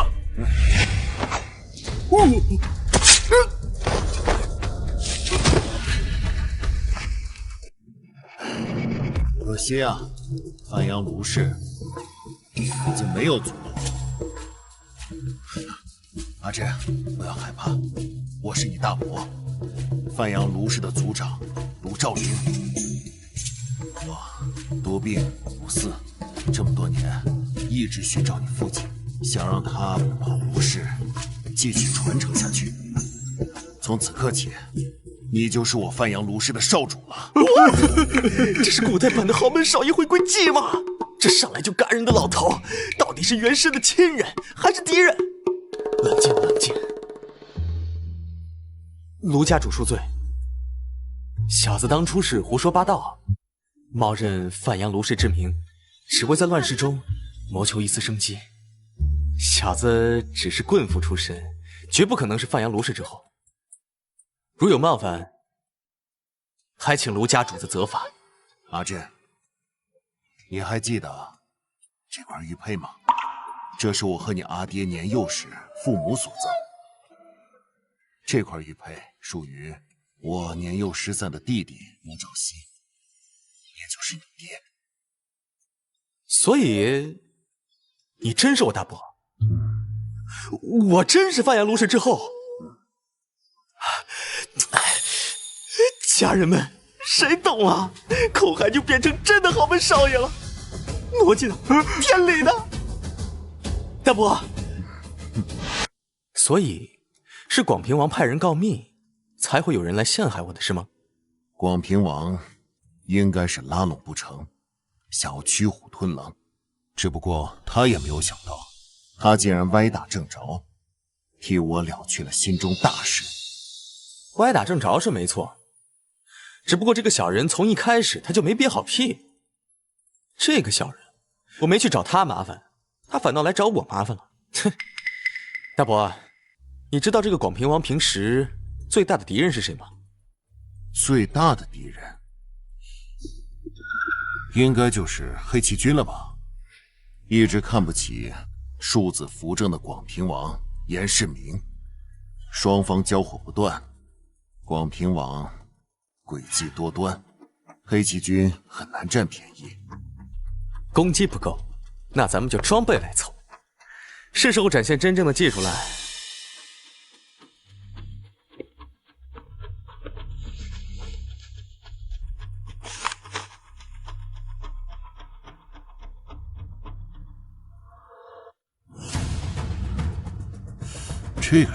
这是我设计的黑旗重甲，比平常的机甲要重一些，可以挡住所有的要害。到了战场上，他们就会变成行走的堡垒。严世明不是喜欢阴谋诡计吗？到时候我会让给他明白，在绝对的力量面前，一切的阴谋诡计都变得不堪一击。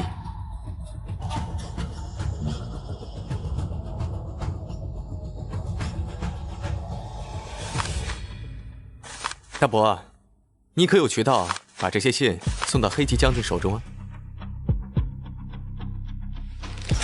好，我来安排。范阳卢氏，如今究竟如何？王爷，您不能再大喜大悲了。说，范阳卢氏已被卢兆林完全掌握，而且叶便承认卢震是卢兆熙的儿子，也就是卢家嫡支一脉唯一的后人。卢兆林，王爷何必动怒？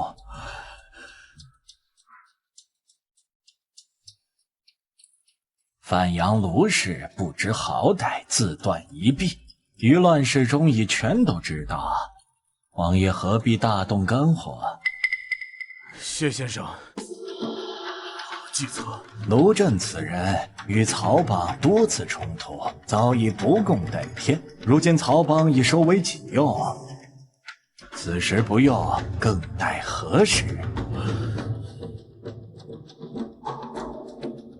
谢先生，此事就交由你全权处理好了。王爷不好了，黑旗军突袭边境，郑将军已经战死沙场了。你说什么？黑旗军不知从哪整了一批刀枪不入的铁甲，郑将军已经抵挡不住了。黑旗军已经连夺数场，马上就要到这里了。王爷，快保护王爷先离开此地，避过黑旗军。谢先生，那您这次来是讲和的？敌人的敌人虽然不是朋友，但是可以合作。如果说这世上还有人像我们王爷一样对卢家寨恨之入骨，那就非曹帮主莫属。既能扬眉吐气，又能报仇雪恨，又能在王爷面前建功立业，这唾手可得的富贵，难道曹帮主不想要吗？谢先生不是说广平王要招安卢家寨，将那卢震收为己用吗？曹帮主不是说他卢家寨不过土鸡瓦狗，不是你曹帮的对手啊？曹帮主有何打算呢？曹某当然是想请宁王调集人马，踏平卢家寨。王爷在对付黑旗军，哪有空管他这卢家寨呀？那这该怎么办呀？攻城不过是自取其辱，用剑，他们全民登记，完全无机可乘。火攻，听说他们弄来很多消防栓，到处都是水源，自然只能剑走偏锋了。哎呦，先生竟然早有谋划，那我曹帮定当竭尽全力。阿震果然厉害，黑旗军换上黑甲以后，严世明的那些军队一个照面就被冲得七零八落。阿震这招驱虎吞狼，连面都没露，就将严世明打得落花流水，简直痛快至极啊！被人表扬虽然爽，可是一直被反复的说就有点社死了吧？我都快抠出31听了。少主，属下有一事不明。你说，广平王阴险之极，黑旗军弑杀成性，二者都不是明主，他们都有可能成为卢家的敌人。少主今日所赠，黑旗军极有可能纵横天下，您就不怕他们不坚强，攻打卢家寨吗？我也从来没指望他们能念旧情，因为我压根就没署名啊。乱世枭雄以利益为先，不要想着谁会念旧情。他们若是念旧情的话，母猪都会上树了。哎，不对，我还真见过母猪逼急的时候上树，但黑旗军不。那你还……谁说黑旗军所向披靡来着？我可不信。难道还有比黑旗军更厉害的？跟我走，带你见见世面。哥，不好了，三婆发高烧昏倒了。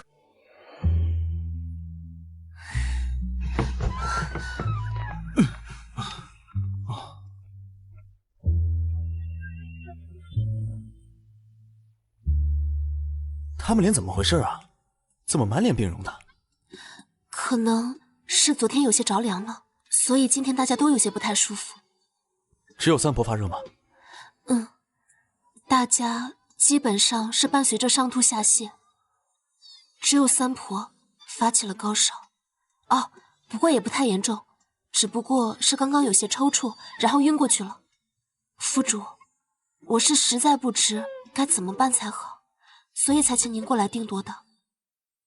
别气阿震，是瘟疫。留得青山在，不愁没柴烧。快将染病人烧了，若是传染开来，必定是灭顶之灾。大伯，他们能活？阿震，此地不宜久留啊！若是你也出了事，他们能活下几人？都是我思虑不周。府主，你还是快些带人离开此处，免得惹上瘟疫了。从症状来看，他们有可能是肠道疾病，不可能是空气传染。只要找到问题的根本所在，问题就不大。他们近期都吃过什么东西？就是食堂的大锅饭。府主您吩咐过，所有找到的食材都要上交，经过统一筛选，分辨哪些是可以吃，哪些是可以药用的，才可以食用。三婆也是。是。四佛，你去一趟酒精坊，要他们把蒸馏出来的酒精全都给我拿出来。咱们要给这里进行一次全方位的消杀，排查一下污染源在哪。酒精是什么？酒还能成精？大伯，我这边确实有事情要忙，实在是招待不周，还请大伯回去先好生休息。疫情刻不容缓啊！阿震，你快跟我走吧，疫病可怕，一不小心是会死人的。大伯，堡中上上下下都是来投奔我卢震的，我不可能就因为一件小事就弃下他们于不顾，更何况是一件小事。不过对我来说不会很棘手，还请大伯先回去好生休息，我很快就会回来的。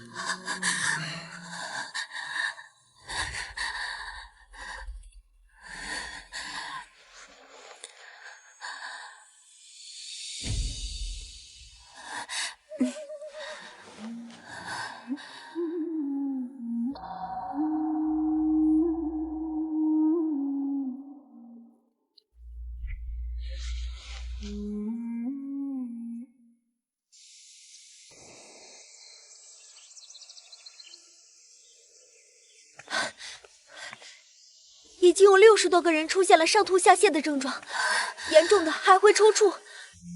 有人发热吗？除了三婆以外，还有做陶器的七叔有轻微的发热。有呼吸困难或者便血什么的吗？目前没有发现。上吐下泻、拉到脱水，肌肉痉挛，没有明显发热，也没有便血和呼吸困难。那这种情况是霍乱。霍乱！你们放心，找到事情的原因就已经成功了一半了。只要平时多注重卫生，勤洗手，多消毒，问题应该不大的。可是咱们卢家寨自从这立寨之初，就对卫生防疫有着严格的要求啊，大家也不会乱吃东西的，怎么会突然出现什么霍乱？族长，瘟疫已经传染开了，少主一意孤行，最后只怕凶多吉少，是否要属下今夜强行带走少主？此时撇下寨民逃走，无异于自断根基。我们要做的就是帮他们树立威信，而不是破坏它。属下失言，请族长责罚。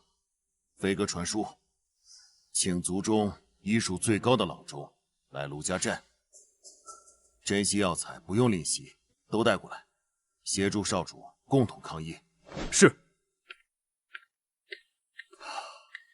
赵熙啊，但愿我的选择是对的。为什么找不到污染源呢？寨民们能吃的东西就这些，为什么就是查不出究竟是哪里被污染了呢？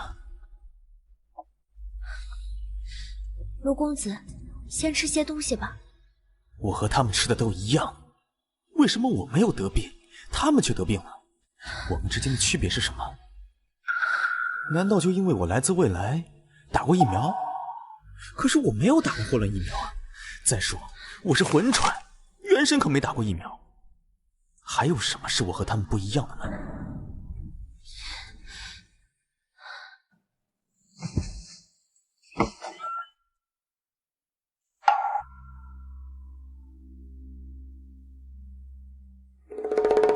原来是水。我早该想到的呀。这个霍乱潜伏周期是1到3天。三婆他们去河边洗衣物，也就是从河边回来之后，他们才开始发病。卢公子，听闻前几日有人看见村口那条河里横七竖八的扔着一些野兽的尸体。快，把他们叫进来，我要开会。是投毒。现在不是追究下毒之人身份的时候。向晚，你去调动寨中所有能调动的钱财，购买防疫药材。还有明矾、灌种、艾草和菖蒲，用来净化水源，越多越好。艾草明。哦，对了，还有一些发了霉的橘子，一定要找那些青绿色霉斑的，越多越好。好。林爽，你去调配寨中所有的酒精，来对山寨进行全方位的消毒。蒸馏工坊全天无休，生产更多酒精。三婆，你要派人去水端的上游，去清理那些动物的尸体。切记，把那些尸体清理干净的时候，要全身包裹严实。尸体离开水源，要进行大火焚烧。好。四佛，这段时间辛苦你了，咱们寨中所有的水源暂时交给你来处理。你务必去水源的上游，去寻找一些还没有被污染的水源，带回寨中。好。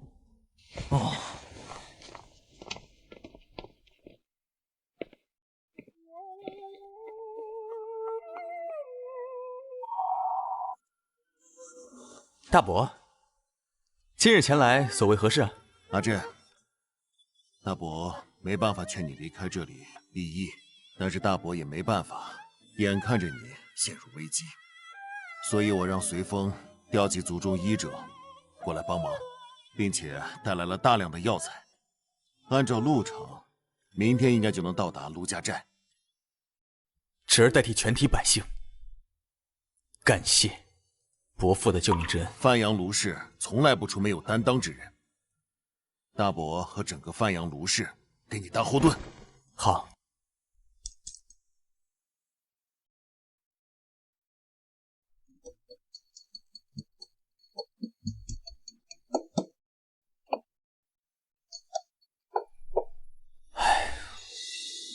我真傻呀！我单知道那青霉素是从橘子里制作出来的，可我不知道它到底是怎么制作出来的。早知道我就该把数理化外所有的教材书我全部吃碎嚼烂，绝对不会让知识从我脑子里溜走一点儿。干了！反正是培养军犬，发酵、提纯和净化。能不能成，就看这一锤子买卖了。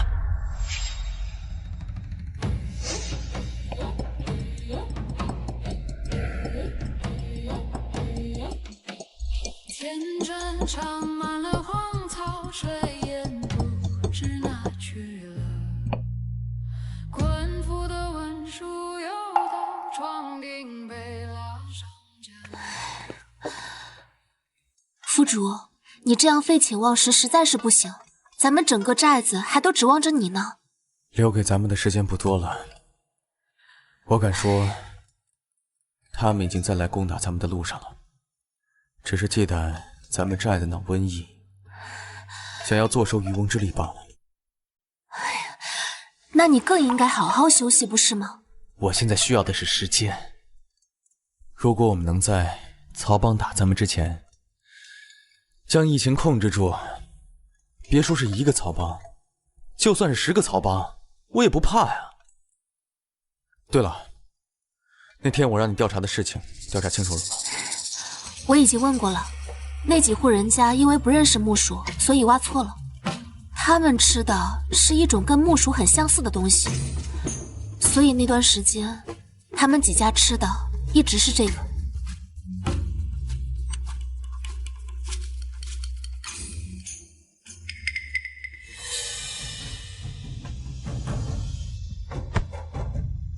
对呀，葛根秦莲汤可以清热化湿，理气和中，正好可以对症中焦湿热造成的吐泻频繁、口渴发热。快，赶紧带人一起去山上采葛根，把葛根全部采回来。府主，阿志怎么样了？寨主身体过于虚弱，刚又遭外邪入侵，高烧一直不退。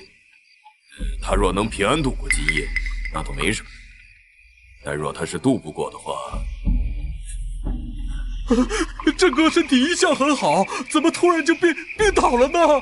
寨主他长期处于心力交瘁的状态，不知为何刚才突然却松懈了，这才导致外邪入侵。唉，刚才究竟发生了什么事啊？府主发现病情自行好转的几个人是误将这葛根当作木薯食用了。他本想让大家一起上山采葛根，这才倒下。葛根……哦，对，我想起来了，是葛根岑连汤。这味药确实对应这个病症，若坚持服用此药，假以时日，定能治愈此病。我现在就去采这葛什么的根子。回来！四虎兄弟，你不知这葛根长什么模样，也不知他们在哪。夏婉，你带四虎兄弟去问那几家，让他们带路。侄媳妇，你也早点回去休息吧。这几天阿震一直没有休息，你也一直不休息，这样是不行的。我的命是府主救，我得守着他。若他能够醒来，自然千好万好；若是，我也就随他去了。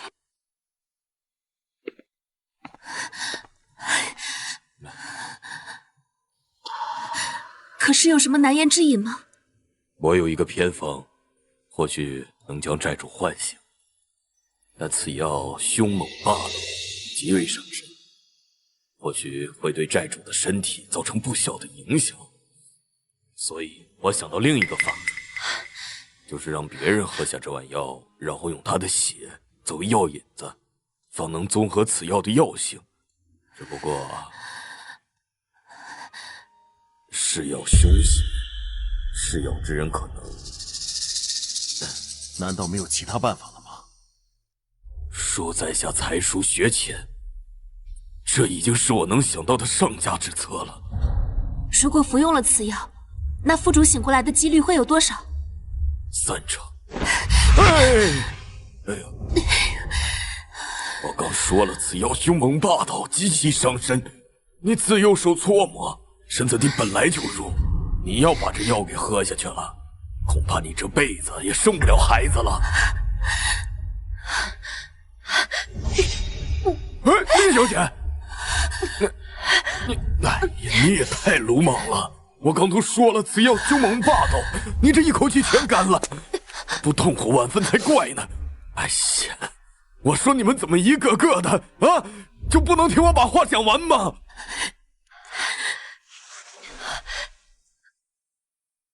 我从小身子就好，试药这种事，没人比我更适合。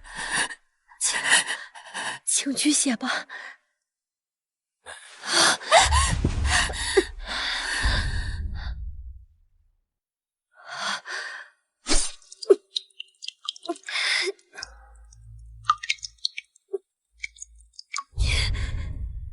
我来。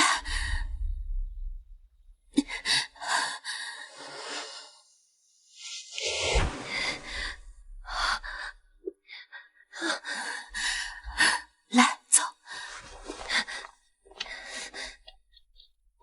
族长，你也不必太过忧心。林姑娘情况看似凶险，其实挺过去就好了。她身体底子不错，只要好好养一养，日后啊，还是能有自己的。堡主，堡主，你醒醒！你说话不算数，你说过会保护我们的。堡主，你快点醒吧你！就是你快醒吧！你们这是干什么呀？债主只是昏迷，他又不是死了，能不能别像哭丧似的？太吓人了！是啊，他们一进来看到副主昏迷不醒，就开始哭。没事就都干活去吧，去干活去！哎，去！堡主，嫂子，商队来报，广平王撤走的时候，领着黑旗军向咱们寨子这边来了，明天早上就会到。这是生怕咱们不死，一环扣着一环，内忧外患不断。卢公子说过，黑旗军的铠甲是他设计的，那些骑兵简直就是移动的杀人机器，丝毫没有感情的。咱们这次死定了。先生连环计一出啊，卢家寨必定灰飞烟灭。都是王爷的主意。那卢家寨感染瘟疫，再将黑旗军引入，卢家寨必定鸡犬不留。得胜的黑旗军带着瘟疫回到军营，再将瘟疫传给其他士兵。如此一来，2个对手一并消灭。哎呦，王爷大才呀！这黑旗军纵然有纵横天下的本事，这也抵不过王爷的略施小计啊！黑旗军真攻进来怎么办？要不然像之前那样用连弩退敌。不可，连弩虽然制作工艺精巧，但毕竟不是战场上的杀人利器，而且黑旗军是从尸山血海当中杀出来的，跟他们硬拼，我们根本就是有去无回。那怎么办？哎，对了，我之前听卢公子提过一嘴，他找制陶器的七叔做了一种特别的武器，说是以后用来对付黑旗军，就是不知道放在哪儿了。有这东西吗？我怎么不知道啊？有什么用？你们会用吗？我可能会一点。夫主，什么时候教过你？哎，不管了，我现在就去找找，就算是拼上我这条命，我也要替郑哥守住陆家寨。首领，要不我回去看看？哎，将军说过，广平王的人狡猾异常，万不可落单，防止敌人分兵之计。走。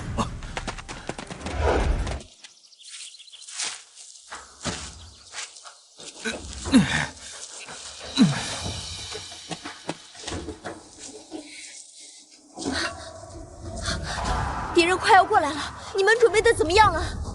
这样真的可以吗？卢公子说过，不见鬼子，不挂弦。挂弦，快躲到沙坳里去！不管听到什么、看到什么，不能出来，不要说话。记住，千万不要发出任何声音。何人在此装神弄鬼？黑旗军前锋营百夫长李建忠在此，何敢前来应战？小心！头儿，这些人就是些家把式，拿木棍跟我们扔着玩呢。等一下，此行处处透着诡异，那伙广平军进了山就不见了。此地又明显有埋伏，恐防有诈。头儿，是不是太小心谨慎了？如此束手束脚，难道要我们在这儿什么都不干吗？老子能活到现在，靠的就是谨慎。实者虚之，虚者实之。如此明目张胆的露出破绽，必然早有埋伏。别以为只有你读过兵法，黑旗军个个都是从尸山血海杀出来的，还会惧怕埋伏吗？走。等一下！救命啊！救命啊！虚者实之，实者虚之。故意射箭出来的地方必有埋伏，反而看似前面有埋伏的地方，才应该是唯一生路。走这边。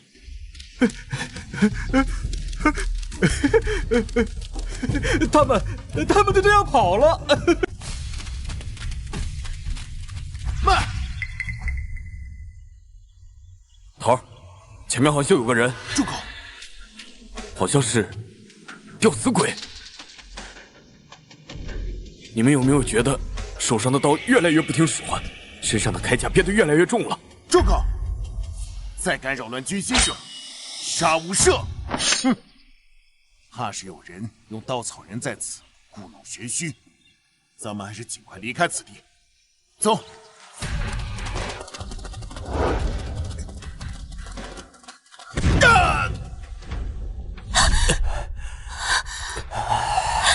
府主，你醒了。发生什么事了？广平王战败，此地已被黑旗军给占领了。昨天夜里，有一队黑旗军摸上山来，不知意欲何为。我们不敢正面迎敌，也怕他们摸到寨门口，又怕他们攻城。所以，他们使用地雷了是吧？他们会用吗？是连香瓦，还有司符。谁让他们冲锋陷阵的？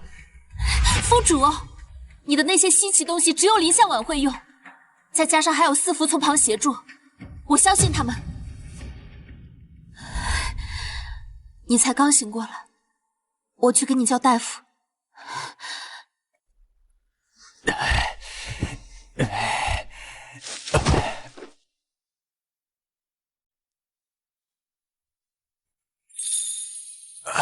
哥，府主，你醒了，来，慢点。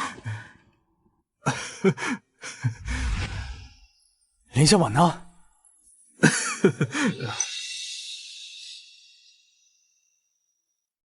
你有没有受伤啊？没有。你们知不知道，黑旗军、曹帮还有青竹堂和你们之前见到的江湖草莽，他们完全不一样。他们虽然头脑简单，但是单兵战斗力爆表啊！就算是四福兄弟，也不过就是卖菜的，你还敢往前冲？你们不要命了？郑哥，这次还多亏林姑娘，那些来的黑旗军一个都没剩。废话，地雷可是陆军的噩梦啊！区区几个黑旗军算个屁啊！你们还有什么事情瞒着我？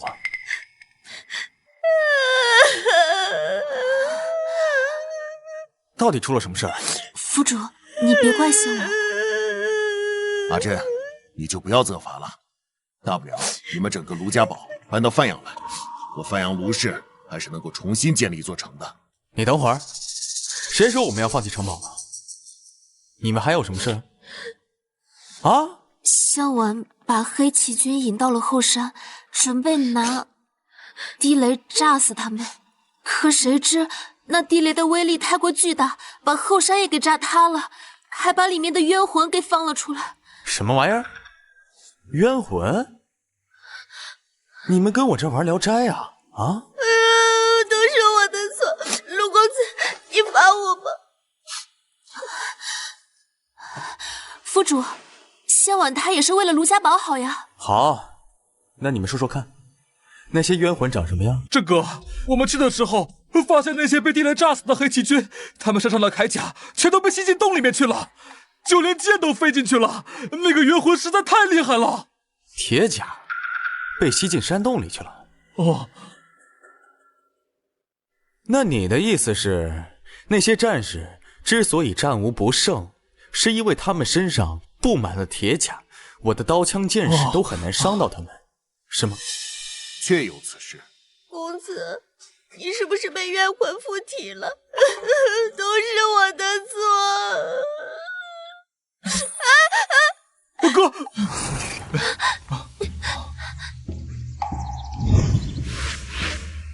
我去，你们是安排了多少炸药啊？我们把仓库里能用的都给用了。牛逼，真是不知者无畏啊！发生这么大的爆炸，你们竟然活着回去，我都烧了高香了。这么大的爆炸量，你们一个都没有受伤，说说看，谁安排的？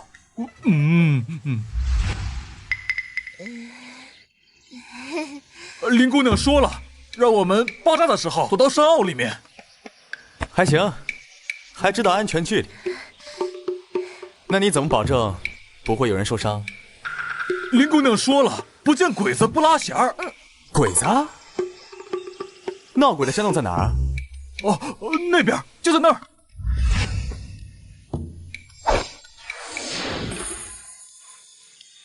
这破天的富贵终于接到我的手上了。自从穿越到这个年代，我的运气变好了，记忆力也跟着变好了。还以为记错了的知识，竟然以一种奇怪的方式重新回到了我的脑袋里。不知道这是我的金手指，还是我在这里冒充救世主的福利呢？又或者是这乱世的天道也被我这盛世美颜所折服，专门给我气运灌顶呢？阿珍，你到底是怎么想的？什么怎么想的？大伯，你在说什么？知媳妇林姑娘都对你情深意重，危难之时也不愿苟且偷生，你难道没有半点感觉？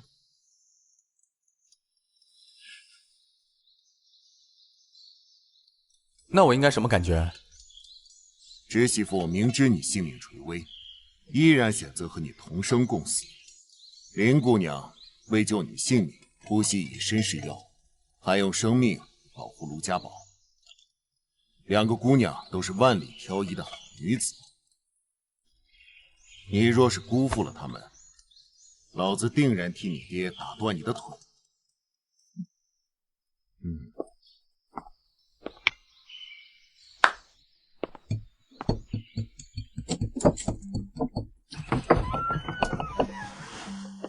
千错万错都是我的错，还望二位美女原谅啊！我知道，一切都是我的问题。我也知道我说再多都是狡辩。你们的种种行为我也看在眼里，我有的时候也想把自己分成两半，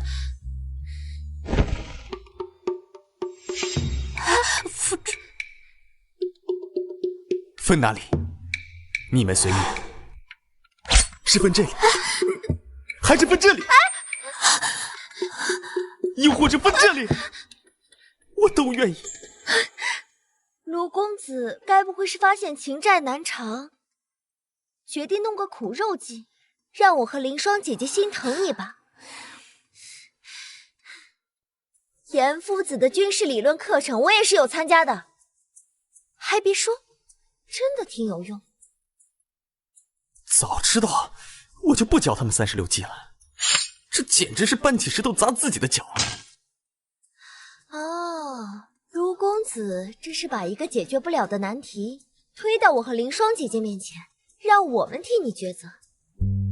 我之前怎么没发现，卢公子你竟然是如此狡猾奸诈之人？没想到夫主竟这般无赖，想来必定是大病初愈，让你忘记这家有悍妻是什么样子了。哼。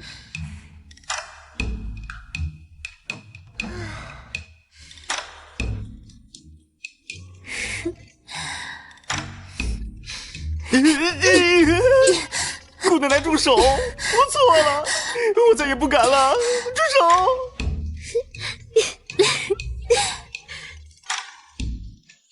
手！饶命啊！我再也不敢了！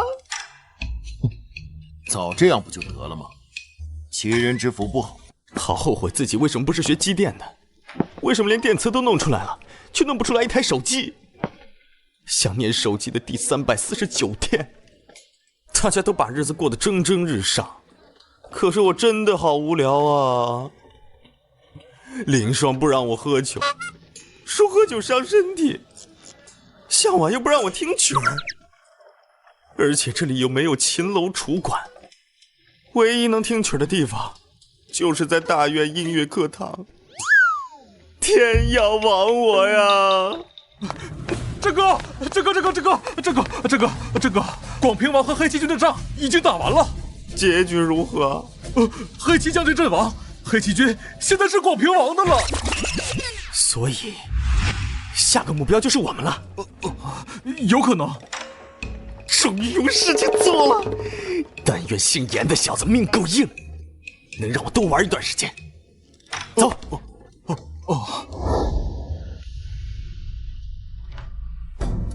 卢家宝，寡人终于来了，你们可要好好的准备迎接寡人了。王爷，这卢家宝已今非昔比，还请王爷多加小心呐。先生多虑了，先生是没见过寡人的重甲精锐，他们在战场上可是所向披靡，不管是剑士还是兵刃，都伤及不了他们分毫。而且寡人的重甲精锐列阵冲锋，至今无人能挡。就凭这小小的卢家宝，何足挂齿？列阵，给本王冲！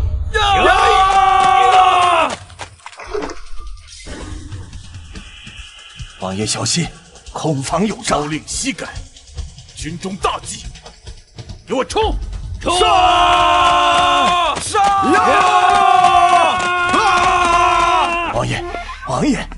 王爷，此地凶险，若是城墙上都有伏兵，那我们就……谢先生放心，就算有埋伏，也杀不了我的重甲精锐。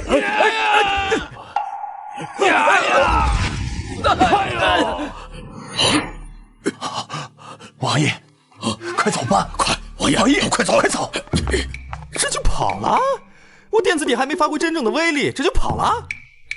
这没意思。那是堡主手段英明，此帖一出，依然所向披靡。那个跑得最颠的，是不是就是广平王严世明？还有那个，是不是就是出主意害死了我们卢家宝上上下下10几口人那个谢先生？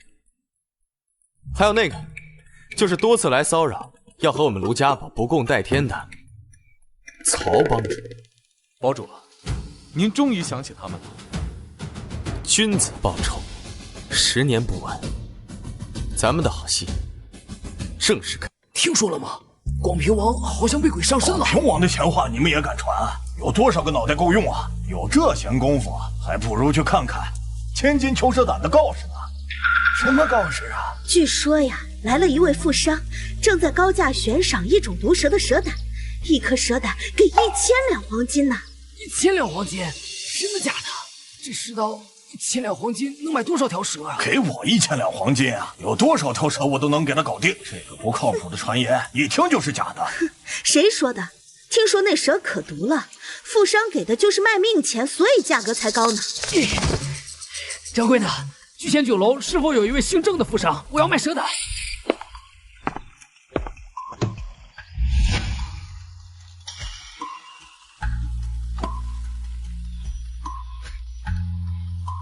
如此剧毒的蛇胆能够保持得如此完美，定然是从活蛇身上剥出来的，完美，太完美了！哇，蛇胆还不够，若是还能有人提供，别说1000两，2000两我也出。他脑袋到底是怎么想的？严夫子好好的学校不去，却偏偏在这里玩这些骗人的把戏，真是……你不懂，这是男人的浪漫，用自己的方式复仇。夫主又在说笑了，你不过是想让严夫子亲手报仇罢了。夫子智计无双，却手无缚鸡之力。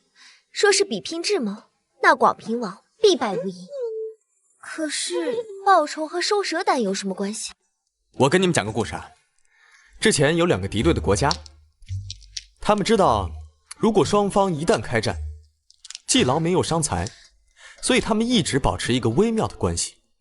其中一个名臣叫做管仲，他提出了一个建议，让国君和大臣都改穿由织提的面料。织提？织提呢是敌国特有的面料。管仲向敌国的商人提议，以每匹织提30斤铜的价格高价收购，多多益善。就像丰县现在的样子。对，正是。商人们重利，纷纷开办织提的产业。老百姓为了买织提赚钱，这1年下来，敌国成长10倍，粮食的价格暴涨，不得不依靠进口。这时，管仲突然下令关闭边境，杜绝一切的贸易。敌国眼看着卖不出织提，又换不来粮食，百姓们饥饿交加，纷纷逃亡。管仲趁机给他们落户，让他们开采荒地，生产了粮食。这简直是杀人不见血啊！香婉妹妹还没听明白吗？夫主啊，这是在自比管仲，等着你夸他呢。所以呢，杀了他们算什么报酬啊？咱们就是要眼看着他们高楼起，眼看着他们宴宾客，再眼看着他们高楼塌，这才是真正的报仇。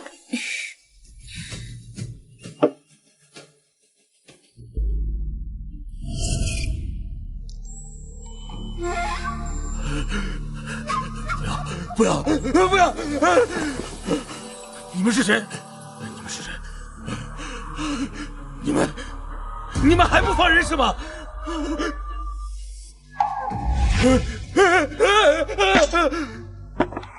你们不要害寡人，寡人是无辜的。王爷，王爷，不要害寡人，寡人是帮帮寡人，帮帮寡人。寡人吩咐你们都得死！广平王疯了！你们快上，快进去啊！哎呦！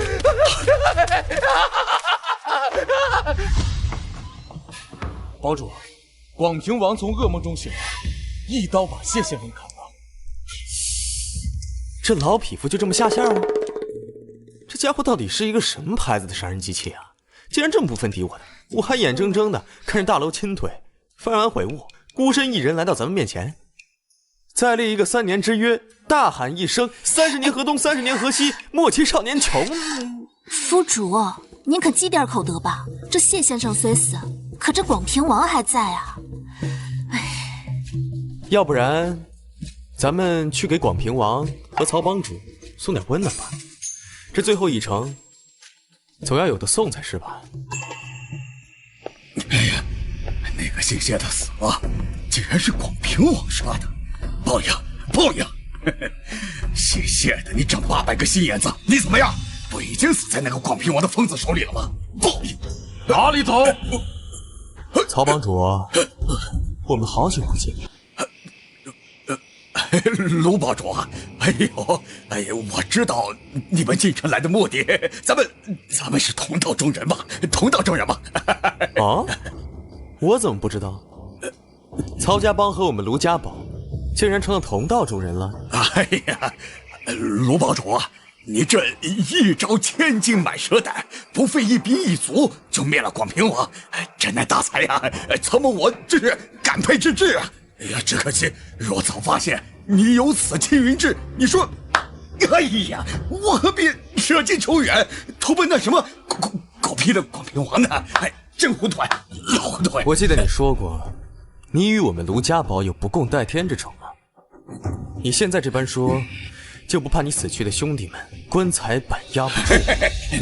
哪里，那都是无关痛痒的外人，那比得上咱们这么多年的交情呢。对了，帮主，我跟着广平王这么多年，我对他呀是了解的一清二楚，他的财宝在哪儿，我都知道，我都带你去。我见过不要脸的，没见过你这么不要脸。你和谢先生合谋，污染我卢家堡的水源，害得我卢家堡上上下下110口染上祸乱，还在我山堡经历瘟疫之时引来黑旗军，想要让我们全军覆没。如此深仇大恨，岂是那么容易过去的？哎呦，卢帮主呀，你可要明鉴呐！这不能怪我，都是那姓谢的，他指引我的，我也是身不由己，不是？哎呀，帮主啊，您大人大量，这放过我曹某一把吧，求求你了，放你一个？求你了。对，放我一马，放我一马。你问问我身后的兄弟们，你再问问那些被你毒害的寨民们，你再问问那些被你害死的10几条人命，他们答不答应？好吧，也下去陪你兄弟吧。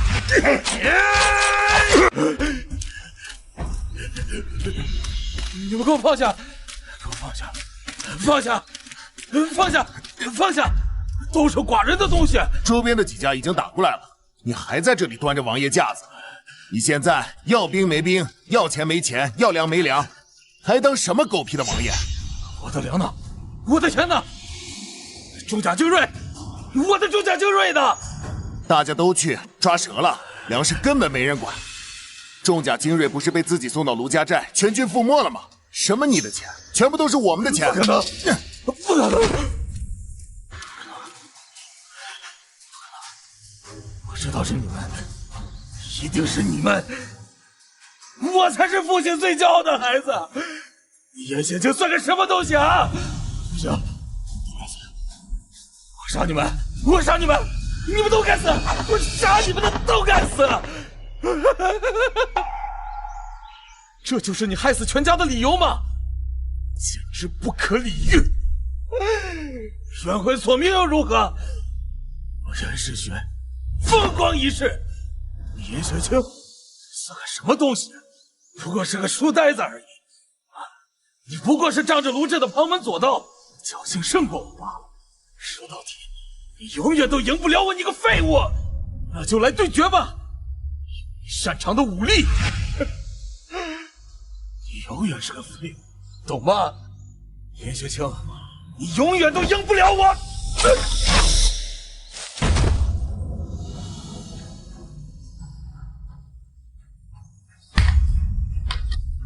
爹，娘，你们的仇，儿子报了。你的温暖做完了，射箭练得不错呀。君子6艺，卿是一刻都不敢忘。堡主，此地不宜久留。各方势力听说丰县秩序崩塌，都想来分一杯羹。没关系，他们知道轻重，不会来招惹我的。难道他们就不怕咱们的电磁炮吗？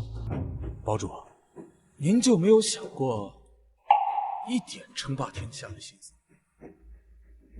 我脑子又没有水，想那些不切实际的干嘛呀？堡主，那是您大能高深莫测，炸药一出，无人生还；水泥一出，那更是坚不可摧呀。哎，现如今更何况咱们有了电磁炮，千军万马中取敌人首级，如同探囊取物一般，如反掌观文一般。你说的那些是我给孩子们说的评书，咱能不能实际一点？堡主，我不明白，您若想一统天下，根本无人能挡。可您为什么就是龟缩在卢家堡，不肯出来呢？可是我只想跟孩子、老婆热炕头。堡主，您的意思是红颜祸水？去！我只要想着我每天吃什么、穿什么、玩什么，我不想每天都想着东家打仗西家争地盘，南家来刺杀，北家又来打仗。我只想每天安安心心带着老婆孩子苟着，那不好吗？所以啊，那广平王的地盘，谁想要就要嘛，反正我是没兴趣。现在苟活着的地方找到了，谁爱拿就谁拿去，都别来打扰本寨主睡觉。知道世人现在都叫你什么吗？叫我什么？发明小天才？末世山大王？还是超级无敌救世主啊？你这个做副主的能不能正经一点？3句话就不知道你在说什么。说嘛，管我叫什么？管我叫什么？他们啊，都叫你乱世狗王。我操！好，我可以不是人，但是你们才是真的狗。